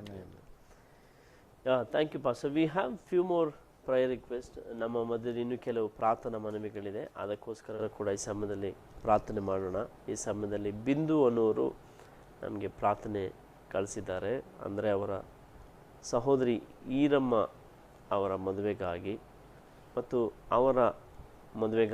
ಅವರ ಆತ್ಮಿಕ ಜೀವಿತಕ್ಕಾಗಿ ನಮ್ಮ ಮಧ್ಯದಲ್ಲಿ ಪ್ರಾರ್ಥಿಸುವಂತೆ ಕೇಳ್ಕೊಂಡಿದ್ದಾರೆ. ಬಿಂದು ಅವರಿಗೋಸ್ಕರ ನೀವು ಪ್ರಾರ್ಥಿಸುವಂತೆ ಕೇಳ್ಕೊಳ್ತೇನೆ. ನಾವು ಪ್ರಾರ್ಥನೆ ಮಾಡೋಣ. ಯಾಕಂದರೆ ದೇವರ ವಾಕ್ಯ ಹೇಳ್ತದೆ, ಒಬ್ಬಂಟಿಗರನ್ನು ಸಂಸಾರಿಕರನ್ನಾಗಿ ದೇವರು ಮಾಡ್ತಾನೆ. ಆ ವಾಕ್ಯವನ್ನು ನಂಬಿಕೊಂಡು ಮತ್ತು ಮನುಷ್ಯನು ಒಬ್ಬಂಟಿಗನಾಗಿರುವುದು ಸರಿಯಲ್ಲ. ಹೌದು. ನಮ್ಮ ಬಿಂದು ಸಹೋದರಿಯವರಿಗಾಗಿ, ಅವರ ಸಹೋದರಿ ಈರಮ್ಮ ಇಬ್ಬರಿಗಾಗಿಯೂ ಅವರ ವಿವಾಹ ಜೀವಿತಕ್ಕಾಗಿ ಮತ್ತು ಅವರ ಆತ್ಮೀಯ ಜೀವಿತಕ್ಕಾಗಿ ಪ್ರಾರ್ಥನೆ ಮಾಡೋಣ. ಮಹಾಪರಿಶುದ್ಧನಾಗಿರುವಂಥ ನಮ್ಮ ತಂದೆಯಾದ ದೇವರೇ ಸ್ವಾಮಿ, ಮನುಷ್ಯರನ್ನು ಅಪ್ಪ ನೀನು ಉಂಟು ಮಾಡಿದಿ. ಮಾತ್ರವಲ್ಲ, ಮನುಷ್ಯರು ಒಬ್ಬಂಟಿಗರಾಗಿರುವುದು ಸರಿಯಲ್ಲ ಎಂದು ನಿನ್ನ ವಾಕ್ಯ ಹೇಳುತ್ತದೆ. ನಮ್ಮ ಪ್ರೀತಿಯ ಸಹೋದರಿ ಬಿಂದು ಅವರಿಗಾಗಿಯೂ ಹಾಗೆ ಅವರ ಸಹೋದರಿ ಈರಮ್ಮ ಅವರಿಗಾಗಿಯೂ ಅಪ್ಪ ನಾವು ಪ್ರಾರ್ಥನೆ ಮಾಡ್ತಾ ಇದ್ದೇವೆ. ಇಬ್ಬರಿಗೂ ಕೂಡ ಅಪ್ಪ ಒಳ್ಳೆಯ ಒಂದು ವಿವಾಹ ಆಗಬೇಕು ಸ್ವಾಮಿ. ಅಪ್ಪ ನೀನು ಅವರಿಗೆ ಇಬ್ಬರಿಗೂ ತಕ್ಕ ಸಮಯದಲ್ಲಿ ಅಪ್ಪ ಕರ್ತನೆ ಸರಿಯಾದ ಅಪ್ಪ ವರರು ದೊರಕುವ ಹಾಗೆ ನೀನು ಸಹಾಯ ಮಾಡಬೇಕು, ಅದ್ಭುತ ಮಾಡಬೇಕು. ಇಬ್ಬರು ಕುಟುಂಬ ಜೀವಿತಕ್ಕೆ ಪ್ರವೇಶ ಮಾಡುವುದಕ್ಕಾಗಿ ಇರುವಂಥ ಎಲ್ಲ ಅಡ್ಡಿಗಳು, ಅಭ್ಯಂತರಗಳನ್ನು ಅಪ್ಪ ನೀನು ನೀಗಿಸಬೇಕೆಂದು ಪ್ರಾರ್ಥನೆ ಮಾಡ್ತಾ ಇದ್ದೇವೆ. ಅಪ್ಪ ಕರ್ತನೆ ದೇವರೇ, ಈ ವರ್ಷದಲ್ಲಿ ಅವರ ಜೀವನದಲ್ಲಿ ಅದ್ಭುತ ನಡೆಯುವ ಹಾಗೆ ನೀನು ಮಾಡಲಿಕ್ಕೆ ಶಕ್ತನಾಗಿರುವುದಕ್ಕಾಗಿ ಸ್ತೋತ್ರ. ಹಾಗೆ ಬಿಂದು ಸಹೋದರಿಯ ಮತ್ತು ಈರಮ್ಮ ಸಹೋದರಿ ಇಬ್ಬರ ಆತ್ಮಿಕ ಜೀವಿತವನ್ನು ಕೂಡ ನೀನು ಆಶೀರ್ವಾದ ಮಾಡು. ನಿನ್ನ ಆತ್ಮ ಭರಿತ ಹೌದು, ನಿನ್ನ ವಾಕ್ಯವನ್ನು ನಂಬಿ ವಾಕ್ಯದ ಪ್ರಕಾರ ಜೀವಿಸುವ ಹೌದು ಕರ್ತನೆ, ನಿನ್ನ ವಾಕ್ಯದ ಎಲ್ಲ ಆಶೀರ್ವಾದಗಳನ್ನು ಹೊಂದಿಕೊಳ್ಳುವಂಥ ನೀನು ಒಳ್ಳೆಯ ಸಾಕ್ಷಿಗಳಾಗುವಂತೆ ನೀನು ಅವರಿಗೆ ಸಹಾಯ ಮಾಡು. ಪ್ರಾರ್ಥನೆ ಕೇಳಿದ್ದಿ ಸ್ವಾಮಿ, ಸ್ತೋತ್ರ. ಯೇಸು ಕ್ರಿಸ್ತನ ನಾಮದಲ್ಲಿ ಪ್ರಾರ್ಥಿಸಿ ಹೊಂದಿಕೊಂಡಿದ್ದೇವೆ ತಂದೆ, ಆಮೇನ್. ಆಮೇನ್. ಹಾಗೆ ನಮ್ಮ ಮಧ್ಯದಲ್ಲಿ ಮತ್ತೊಂದು ಪ್ರಾರ್ಥನೆ ಮನವಿದೆ, ಅದನ್ನು ಕೂಡ ಈ ಸಮಯದಲ್ಲಿ ನಾವು ಪ್ರಾರ್ಥನೆ ಮಾಡೋಣ. ಮಂಜುಳಾ ಅನ್ನೋರು, there is a prayer request from Manjula that her mother is in ICU. So Pastor Vijendra, I request you to pray for Yes, Pastor. Manjula's mother who is in ICU. Okay. Father, we pray for your daughter, Lord, who is in the ICU right now. Lord, your word says that you send your angels and they encamp around those whom you have already given salvation and to those whom you deliver, oh God. And Father, right now we pray in the name of Jesus that Father, you will release your angelic ministry, Father, in the hospital, Father, to rescue your daughter. Lord, we declare even the healing of Yeshua Father, to flow in her body right now, that her body will respond at your word, Father, in the name of Jesus. We declare life and life in abundance of Jesus Christ upon this dear daughter of you, Father. In Jesus' name we declare it, oh God. In Jesus' name. Amen, amen, Amen. amen, Amen. Thank you pastor. Yes. So ನಾವು ಆಗಲೇ ಮಾತನಾಡ್ತಾ ಇದ್ವಿ, ನಾವು ಹೇಳ್ತಾ ಇದ್ವಿ ಹೇಗೆ ಈ ಗಲಿಬಿಲಿ ವಾತಾವರಣದಲ್ಲಿ ಸ್ಪಷ್ಟವಾಗಿ ತಿಳಿಯಾಗಿರೋದು. ಅದೇ ಸಮಯದಲ್ಲಿ ಈ ಕೆಲವರಿಗೆ ಒಂದು ದೇವರ ಸ್ವರವನ್ನು ಸ್ಪಷ್ಟವಾಗಿ ಕೇಳಲಿಕ್ಕೆ ಆಗಲ್ಲ ಅಂತ ಕೆಲವೊಬ್ಬರು ಹಂಚ್ಕೊಂಡಿದ್ದಾರೆ. ಸೊ ಅವರ ಪರವಾಗಿ ನಾನು ನಿಮ್ಮನ್ನು ಕೇಳೋದಕ್ಕೆ ಬಯಸ್ತೇನೆ. ಕೆಲವೊಮ್ಮೆ ದೇವರ ಸ್ವರವನ್ನು ಕೇಳೋದಕ್ಕೆ ಹೇಗೆ ತಮ್ಮನ್ನು ಸಿದ್ಧಪಡಿಸ್ಕೊಳ್ಬೇಕು? ಇದು ಬಹಳ ಒಂದು ಒಳ್ಳೆಯ ಪ್ರಶ್ನೆ ಮತ್ತು ಇದು ಬಹಳಷ್ಟು ಜನರಿಗೆ ಇರುವಂಥ ಪ್ರಶ್ನೆ ಕೂಡ. ಯಾಕಂದರೆ ದೇವರ ಸ್ವರ ಹೇಗೆ ಕೇಳಬೇಕು ಅಂತ ಬಹಳ ಜನರಿಗೆ ಅವರ ಹೃದಯದಲ್ಲಿ ಒಂದು ಪ್ರಶ್ನೆ ಇರ್ತದೆ. ಅದಕ್ಕೆ ಬಹಳ ಸರಳವಾಗಿ ಉತ್ತರ ಉಂಟು, ಆದರೆ ಅರ್ಥ ಮಾಡಿಕೊಂಡ್ರೆ ಅದು ಬಹಳ ಸರಳವಾಗಿರ್ತದೆ. ಇಲ್ಲದಿದ್ದರೆ ಕೆಲವೊಮ್ಮೆ ಅದು ಒಂದು ಸ್ವಲ್ಪ ಆ ಉತ್ತರ ಕೂಡ ಜಟಿಲವಾಗಿ ಕೂಡ ಇರ್ತದೆ. ಈಗ ದೇವರು ಮಾತನಾಡುವ ವಿಧಗಳು ಹೇಗೆ ಅನ್ನುವಂಥದ್ದನ್ನು ಕೂಡ ನಾವು ತಿಳಿದುಕೊಳ್ಳುವಾಗ ನಮ್ಮ ಪ್ರಶ್ನೆಗೆ ಉತ್ತರ ಸಿಗ್ತದೆ. ದೇವರು ಒಂದೇ ರೀತಿ ಮಾತನಾಡುವಂಥ ದೇವರಲ್ಲ, ಬಹಳಷ್ಟು ರೀತಿಯಲ್ಲಿ ಮಾತಾಡ್ತಾರೆ. ನೀವು ಕೇಳಿದಂಥ ಹೇಗೆ ನಾವು ದೇವರ ಸ್ವರ ಕೇಳಲಿಕ್ಕೆ ನಾವು ಸಿದ್ಧರಾಗಬೇಕು, ನಮ್ಮನ್ನು ಹೇಗೆ ಸಿದ್ಧ ಮಾಡಿಕೊಳ್ಬೇಕು ಅನ್ನುವಂಥದ್ದನ್ನು ಹೇಳಿಕೊಂಡು ಹೇಗೆ ದೇವರು ಮಾತಾಡ್ತಾರೆ ಎಂಬುದಂಥದ್ದನ್ನು ಕೂಡ ಹೇಳಲಿಕ್ಕೆ ಇಷ್ಟಪಡ್ತೇನೆ. ಒಂದು, ನಾವು ದೇವರು ಯಾವಾಗಲೂ ನಮ್ಮೊಂದಿಗೆ ಮಾತಾಡುವಂಥ ದೇವರೇ. ದೇವರು ಮಾತನಾಡದಂಥ ದೇವರು, ದೇವರಿಗೆ ಮಾತನಾಡಲಿಕ್ಕೆ ಆಗದಂಥ ದೇವರು ಅಲ್ಲ. ಆ ರೀತಿ ಕೂಡ ಇರ್ಬೋದು ಲೋಕದಲ್ಲಿ, ಆದರೆ ನಿಜವಾದಂಥ ಸೃಷ್ಟಿಕರ್ತನಾದಂಥ ದೇವರು ಮಾತನಾಡುವಂಥ ದೇವರಾಗಿದ್ದಾನೆ. ಆತನ ಸ್ವರವನ್ನು ನಮಗೆ ಕೇಳಗೊಡಿಸುವಂಥ ದೇವರಾಗಿದ್ದಾನೆ. ನಾವು ಹೇಗೆ ಸಿದ್ಧರಾಗ್ಬೋದು ಅಂತ ಹೇಳಿದರೆ, ಯೇಸುಸ್ವಾಮಿ ಹೇಳಿದರೆ ಕಿವಿಯುಳ್ಳವನು ಕೇಳಲಿ. ಈಗ ನಮಗೆ ಈ ಶರೀರದಲ್ಲಿ ಬಹುತೇಕ ಎಲ್ಲರಿಗೆ ಕಿವಿ ಇರ್ತದೆ. ಕಿವಿ ಇಲ್ಲದಂಥವ್ರು ಎಲ್ಲೋ ಕೋಟಿಯಲ್ಲಿ ಒಬ್ಬರು, 10 ಲಕ್ಷದಲ್ಲಿ ಒಬ್ಬರು ಏನೋ ಹುಟ್ಟಿನಿಂದ ಏನೋ ಅಂಗವೈಕಲ್ಯದಿಂದ ಕಿವಿ ಇರಲ್ಲ, ಕಿವಿ ಇರ್ತದೆ. ಆದರೆ ಯೇಸುಸ್ವಾಮಿ ಹೇಳುವಂಥ ಮಾತಿನ ಅರ್ಥ, ಅವನಿಗೆ ಆ ಒಂದು ಮನಸ್ಸು ಬೇಕಷ್ಟೇ. ದೇವರು ನನ್ನೊಂದಿಗೆ ಮಾತಾಡ್ತಾ ಇದ್ದಾನೆ, ದೇವರ ಮಾತನ್ನು ನಾನು ಕೇಳಬೇಕು. ಒಂದು ಮನಸ್ಸಿದ್ದರೆ ನಮಗೆ ದೇವರ ಸ್ವರವನ್ನು ಕೇಳ್ಬೋದು. 2, ಇನ್ನೂ ಸ್ಪೆಷಲಾಗಿ ಇನ್ನೂ ಸ್ಪಷ್ಟವಾಗಿ ಕೇಳಬೇಕು ಅಂತ ಹೇಳಿದರೆ ದೇವರ ಸನ್ನಿಧಿಯಲ್ಲಿ ಪ್ರಾರ್ಥನೆ ಮಾಡಲಿಕ್ಕೆ ಕೂತ್ಕೊಳ್ಬೇಕು. ಆಗ ನಾವು ದೇವರ ಸ್ವರವನ್ನು ಕೇಳ್ಬೋದು. ಅದು ಹೇಗೆ ಅಂತ ಮತ್ತೆ ಹೇಳ್ತೇನೆ. ಇನ್ನೊಂದು, ದೇವರ ಸ್ವರವನ್ನು ದೇವರ ವಾಕ್ಯದ ಮೂಲಕ ಕೇಳಲಿಕ್ಕೆ ಆಗ್ತದೆ. ಒಂದು, ಮನಸ್ಸು ಇರಬೇಕು. 2, ಪ್ರಾರ್ಥನೆ ಮಾಡಬೇಕು. 3, ದೇವರ ವಾಕ್ಯವನ್ನು ಓದಬೇಕು. ಹಾಗೆ ಕೂಡ ನಮಗೆ ದೇವರ ಅಂದರೆ ನೀವೇನು ಹೇಳ್ತಿದ್ದೀರಿ ಅಂದರೆ, ನಮಗೆ ದೇವರ ಸ್ವರ ಕೇಳಿ ಮೊದಲನೇದಾಗಿ ಮನಸ್ಸಿರಬೇಕು. ಅಂದರೆ ಹೇಗೆ ಬೇಕು ಹಾಗೆಲ್ಲ ಫಸ್ಟ್ ಅದಕ್ಕೆ ನಾವು ಸಿದ್ಧರಾಗಿ. ಅದಕ್ಕೆ ಎರಡನೇದಾಗಿ ನಾವು ಪ್ರಾರ್ಥನೆ ಕೂಡ ಮಾಡಬೇಕು. ಅಂದರೆ ನಮ್ಮಲ್ಲಿ ಆ ಪ್ರಾರ್ಥನೆ ಜೀವಿತ ಇರಬೇಕು. ಮೂರನೇದಾಗಿ ವಾಕ್ಯ ಓದೋದಕ್ಕೆ ನಾವು ಸಿದ್ಧರಿರಬೇಕು. ಅಂದರೆ ವಾಕ್ಯದಲ್ಲಿ ಸಮಯ, ಯಾಕಂದ್ರೆ ದೇವರ ವಾಕ್ಯ ಇದು. ಹೌದು, ದೇವರ ವಾಕ್ಯ ಅಂದರೆ ದೇವರು ಖಂಡಿತ ಅದ್ರ ಮೂಲಕ ಮಾತಾಡ್ತಾರೆ. ಇದನ್ನು ಓದ್ಲಿಕ್ಕೆ ನಾವು ಸಿದ್ಧ ಇರಬೇಕು. ನಾನು ಪ್ರಾರಂಭದಲ್ಲಿ ನಮಗೆ ಮನಸ್ಸಿರಬೇಕು ಅಂತ ಹೇಳಲಿಕ್ಕೆ ಕಾರಣ, ಯೇಸುಸ್ವಾಮಿ ಎಲ್ಲ ಸಂದೇಶಗಳನ್ನು ಕೊಡುವಾಗ, ಬಹುತೇಕ ಪ್ರಸಿದ್ಧವಾದಂಥ ತನ್ನ ಸಂದೇಶಗಳನ್ನು ಕೊಡುವಂಥ ಸಮಯಗಳಲ್ಲಿ ಕೊನೆಗೆ ಒಂದು ಮಾತು ಹೇಳ್ತಿದ್ರು, ಕಿವಿಯುಳ್ಳವನು ಕೇಳಲಿ ಅಂತ. ಅಂದರೆ ಅವರು ಹೇಳಿದಂಥ ಮಾತುಗಳು ನಮಗೆ ಅರ್ಥ ಆಗಬೇಕು ಅಂತ ಹೇಳಿದರೆ, ಅಥವಾ ನಮ್ಮೊಂದಿಗೆ ದೇವರು ಮಾತನಾಡ್ತಿದ್ದಾನೆ ಅಂತ ನಮಗೆ ಅರ್ಥ ಆಗಬೇಕು ಅಂತಿದ್ರೆ ನಮಗೆ ಕಿವಿ ಇರಬೇಕು. ಅಥವಾ ಅದರ ಅರ್ಥ ನಮಗೆ ಕಿವಿ ಉಂಟು, ಎಲ್ಲರಿಗೂ ಕಿವಿ, ಮನಸ್ಸಿರಬೇಕು. ಹೌದು, ಆ ಮನಸ್ಸಿದ್ರೆ ನಮಗೆ ಕೇಳಬಹುದು. ಅಂದರೆ ಕೆಲವು ಸಲ ಆಗುತ್ತೆ, ಮಾತಾಡ್ತಾ ಇದ್ರೆ ನಾವೆಲ್ಲೋ ಇರ್ತೇವೆ, ಅಂದ್ರೆ ನಮಗೆ ಅದರ ಅರ್ಥ ಮನಸ್ಸಿಲ್ಲ. ನನಗೆ ಎಷ್ಟೋ ಬಾರಿ ಆಗಿದ್ದುಂಟು, ನನ್ನ ಪಕ್ಕದಲ್ಲಿ ಮಾತಾಡ್ತಾ ಇರ್ತಾರೆ, ನಾನು ಬೇರೆ ಏನೋ ವಿಚಾರ ಮಾಡ್ತಾ ಇರ್ತೇನೆ, ಅವ್ರು ಎಷ್ಟು ಜೋರು ಹೇಳಿದ್ರು ನನಗೆ ಕೇಳಿಸಿರಲ್ಲ. ಕೆಲವೊಮ್ಮೆ ನನ್ನ ಪತ್ನಿ ಇವರು ಟೀ ತಂದಿದ್ದಾರೆ ಅಂತ ಹೇಳಿದ್ರೆ ನಾನೇನು ಪೇಪರ್ ಓದ್ತಾ ಇರ್ತೇನೆ. ಅವರು 1-2 ಸಲ ಹೇಳುವಾಗ, 4 ಸಲ ಹೇಳುವಾಗ ಟೀ, ಓ ಹೌದು ಟೀ ತಂದ್ರ ಅಂತ. ಆಗಷ್ಟೇ ನನಗೆ, ಅಂದರೆ ನಾವು ಬೇರೊಂದು ಲೋಕದಲ್ಲಿ ಬೇರೆ ಏನೋ ವಿಚಾರ ಮಾಡ್ತಾ ಇರ್ತೇವೆ, ಅಥವಾ ನಮ್ಮದೇ ಆದಂಥ ಒಂದು ಲೋಕದಲ್ಲಿ ಇರ್ತೇವೆ. ಆಗ ದೇವರ ಶಬ್ದ ನಮಗೆ ಗೊತ್ತಾಗಲ್ಲ. ಇಷ್ಟೇ ವಿಷಯ. ಒಂದು, ನಾವು ರೆಡಿಯಾಗಿರಬೇಕು ದೇವರ ಶಬ್ದ ಕೇಳಲಿಕ್ಕೆ. ಒಂದು, ಪ್ರಾರ್ಥನೆ ಮಾಡಬೇಕು. ಇನ್ನು ಉಪವಾಸ ಪ್ರಾರ್ಥನೆ ಮಾಡಿದರೂ ಕೂಡ ಒಳ್ಳೆಯದೇ. ಉಪವಾಸ ಪ್ರಾರ್ಥನೆ ಮಾಡಿದ್ರೇ ದೇವರು ಮಾತಾಡ್ತಾನೆ ಅಂತ. ಇಲ್ಲಿ ಒಂದು ವಿವರಣೆ ಕೊಡಬೇಕು.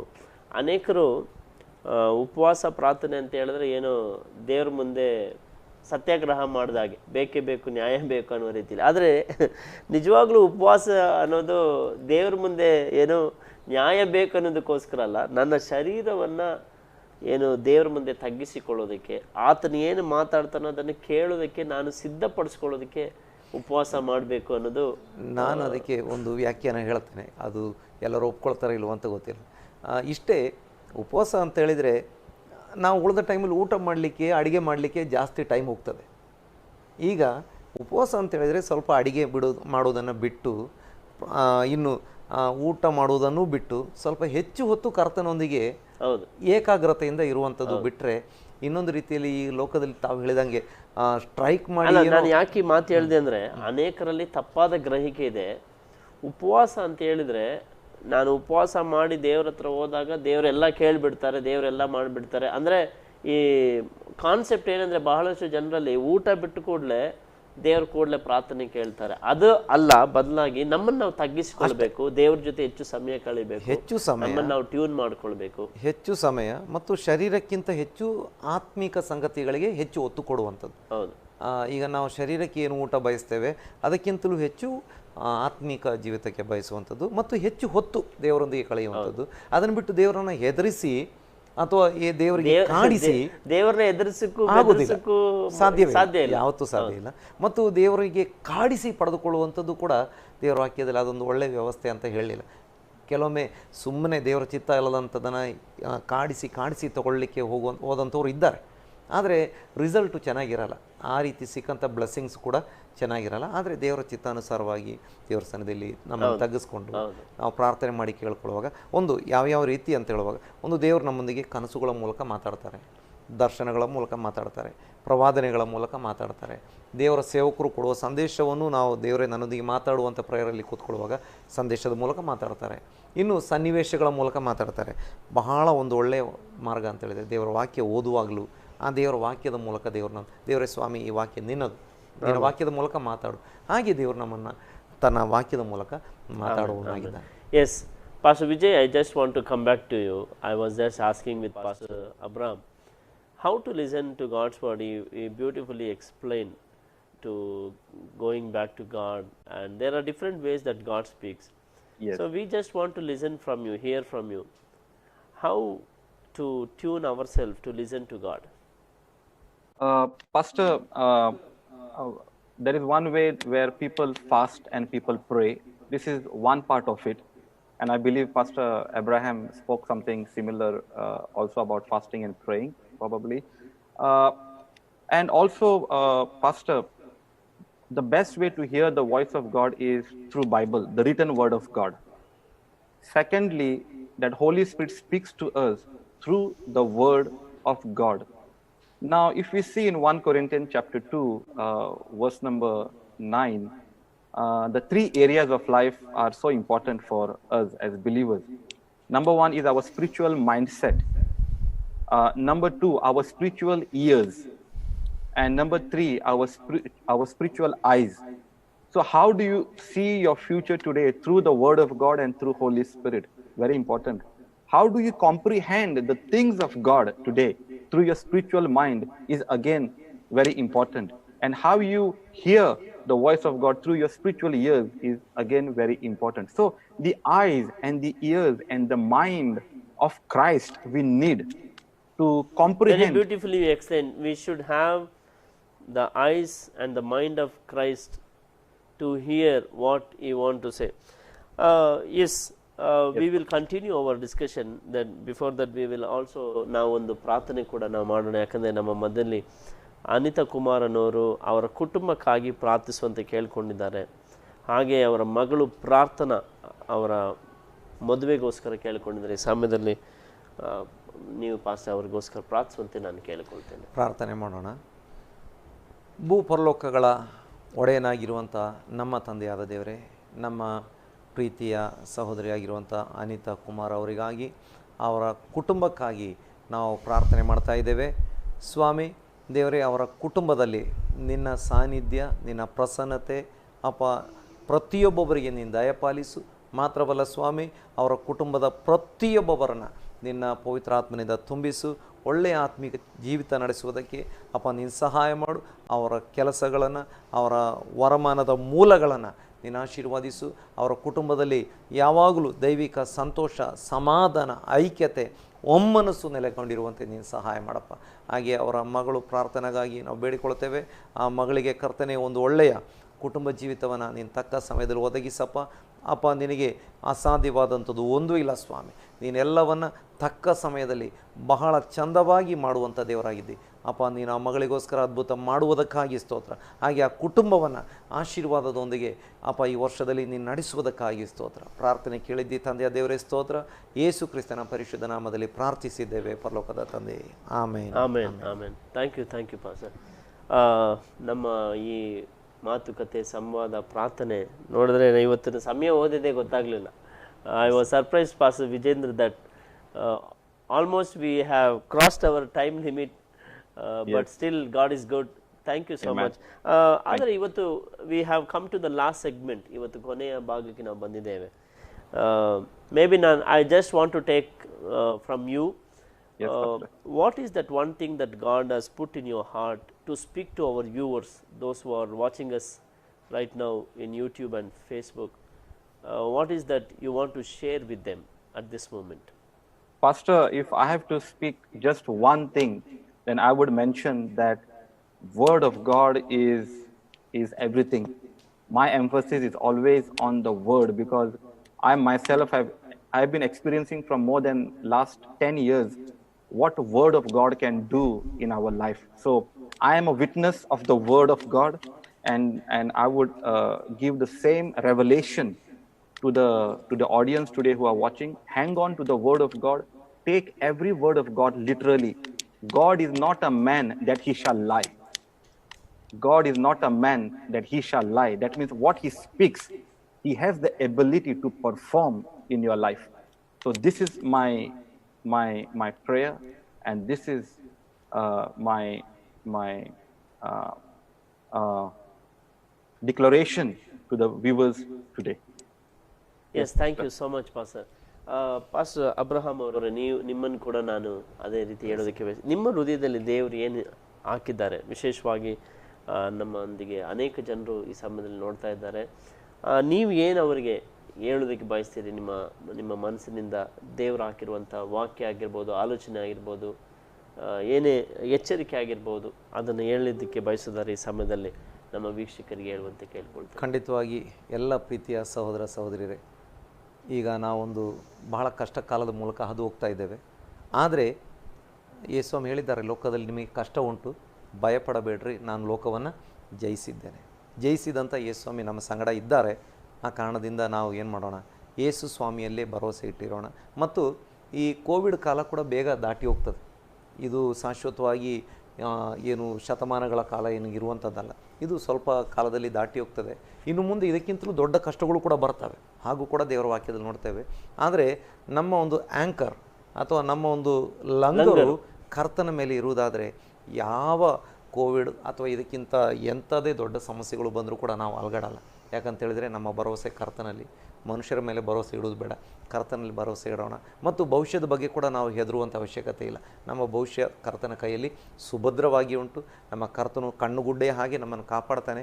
ಆದರೆ ಈಗಾಗಲೇ ವಿಜೇಂದ್ರ ಪಾಸ್ಟರ್ ಅವರು ಹೇಳಿದ ಹಾಗೆ ನಮ್ಮ ಭರವಸೆ ಪೂರ್ತಿ ಕರ್ತನಲ್ಲಿ ಮತ್ತು ಕರ್ತನ ವಾಕ್ಯದಲ್ಲಿ ಇಡೋಣ. ನಾವೆಲ್ಲಾದರೂ ಸ್ವಲ್ಪ ಸಂಶಯ, ಗೊಂದಲ, ಗಲಿಬಿಲಿಯಲ್ಲಿ ಇರುವುದಾದರೆ ಪೂರ್ತಿಯಾಗಿ ಇವತ್ತು ನಮ್ಮ ಪ್ರತಿಯೊಂದು ವಿಷಯಗಳನ್ನು ಕರ್ತನಿಗೆ ಒಪ್ಪಿಸಿಕೊಡೋಣ. ಶಿಲುಬೆ ಬುಡದಲ್ಲಿ ಎಲ್ಲ ಹೊರೆಗಳನ್ನು ಇಳಿಸಿಡೋಣ. ದೇವರ ವಾಕ್ಯ ಹೇಳ್ತದೆ, ನಿಮ್ಮ ಭೂಯಾತ್ರೆಯ ಚಿಂತೆಯನ್ನು ಯೆಹೋವನಿಗೆ ವಹಿಸಿಬಿಟ್ಟು ನಿಶ್ಚಿಂತರಾಗಿರಿ, ಆತನೇ ಅದನ್ನು ಸಾಗಿಸ್ತಾನೆ. ಖಂಡಿತವಾಗಿ ಈ ಒಂದು ಕಷ್ಟ ಕಾಲದಲ್ಲಿ ಸ್ವಾಮಿ ನಮ್ಮ ಸಂಗಡ ಇದ್ದಾರೆ. ಆಚೆ ಈಚೆ ಸಮುದ್ರ ಥರ, ಕೆಂಪು ಸಮುದ್ರದ ಮಧ್ಯದಲ್ಲಿ ಇಸ್ರಾಯೇಲ್ ನಡ್ಕೊಂಡು ಹೋಗುವಾಗ ಸಮುದ್ರ ಆಚೆ ಈಚೆ ಎರಡೂ ಕಡೆ ಇತ್ತು. ಆದರೆ ಇವರು ಮಧ್ಯದಲ್ಲಿ ಸುರಕ್ಷಿತವಾಗಿ ನಡ್ಕೊಂಡು ಹೋಗಿದ್ದಾರೆ. ಮತ್ತು ಮುಂದೆ ಹಿಂದೆ ಎರಡೂ ಕಡೆ ದೇವರ ಸಂರಕ್ಷಣೆ ಇತ್ತು. ಅಕ್ಕಪಕ್ಕದಲ್ಲಿದ್ದಂಥ ಸಮುದ್ರಕ್ಕೂ ಇವ್ರನ್ನ ಮುಳುಗಿಸ್ಲಿಕ್ಕೆ ಆಗಲಿಲ್ಲ. ಸುರಕ್ಷಿತವಾಗಿ ಆಚೆ ದಡ ತಲುಪಿದ್ದಾರೆ. ಹಾಗೆ ಸುರಕ್ಷಿತವಾಗಿ ದೇವರು ನಿಮ್ಮನ್ನು ತನ್ನ ರಾಜ್ಯಕ್ಕೆ ಸೇರಿಸ್ಕೊಳ್ತಾನೆ ಮತ್ತು ನಿಮ್ಮ ಕುಟುಂಬವನ್ನು, ನಿಮ್ಮನ್ನು ದೇವರ ಆಶೀರ್ವಾದ ಮಾಡ್ತಾನೆ. ನಮ್ಮೆಲ್ಲರನ್ನು ಅದ್ಭುತವಾಗಿ ಈ ದಿನಗಳಲ್ಲಿ ನಡೆಸ್ತಾನೆ. ಇಷ್ಟೇ ನಾನು ಹೇಳಲಿಕ್ಕೆ ಬಯಸುವಂಥದ್ದು. ಕರ್ತನಲ್ಲಿ ಭರವಸೆ ಇಡ್ರಿ, ಯೆಹೋವನನ್ನೇ ಆಶ್ರಯಿಸಿ. Amen, amen. ಬಹಳ ಸುಂದರವಾಗಿ ಹೇಳಿದ್ರಿ. Thank you so much pastor. ಈ ಸಮಯದಲ್ಲಿ ನೀವು ಬಹಳ ನಿಮ್ಮ ಮನಸ್ಸಿನ ಆಳದಿಂದ ದೇವರ ವಾಕ್ಯವನ್ನು ಆಲೋಚನೆ ಹೇಳಿದ್ರಿ. So yes pastor Vijendra, we want to thank you so much for joining us from all the way from Dubai. sharing your heart, sharing your experience, and challenging people. On behalf of Asara TV, we want to thank you. Thank you so much for joining us. May God bless you and your family and all the ministry that you do. Amen. ಅದೇ ಸಮಯದಲ್ಲಿ ನಮ್ಮ ಮಧ್ಯದಲ್ಲಿ ಬಂದು ಈ ಕಾರ್ಯಕ್ರಮದಲ್ಲಿ ನಿಮ್ಮ ಮನಸ್ಸಿನ ಆಳದ ಮಾತುಗಳನ್ನು, ಆಲೋಚನೆಗಳನ್ನು ವಾಕ್ಯದ ಮೂಲಕ ನೀವು ಶೇರ್ ಮಾಡಿದಕ್ಕೋಸ್ಕರ ಆಸರ ಟಿವಿ ಪರವಾಗಿ ನಿಮಗೂ ಕೂಡ ನಾವು ವಂದನೆ ಹೇಳ್ತಾ ಇದ್ದೇವೆ. Thank you so much. ಪ್ರಿಯರೇ, ಇವತ್ತು ನಾವು ಕೇಳಿದ ಹಾಗೆ ಬಹಳಷ್ಟು ವಿಚಾರಗಳನ್ನು ನಾವು ಕೇಳಿದೆವು, ಬಹಳಷ್ಟು ಪ್ರಾರ್ಥನೆಗಳನ್ನು ಮಾಡಿದೆವು. ಅದೇ ಸಮಯದಲ್ಲಿ ಆರಂಭದಲ್ಲಿ ಸ್ವಲ್ಪ ತಾಂತ್ರಿಕ ದೋಷ ಕಂಡು ಬಂತು. ಆದರೂ ನಮ್ಮ ತಂಡದವರು ಅದನ್ನು ಕೂಡಲೇ ಫಿಕ್ಸ್ ಮಾಡಿದ್ದಾರೆ.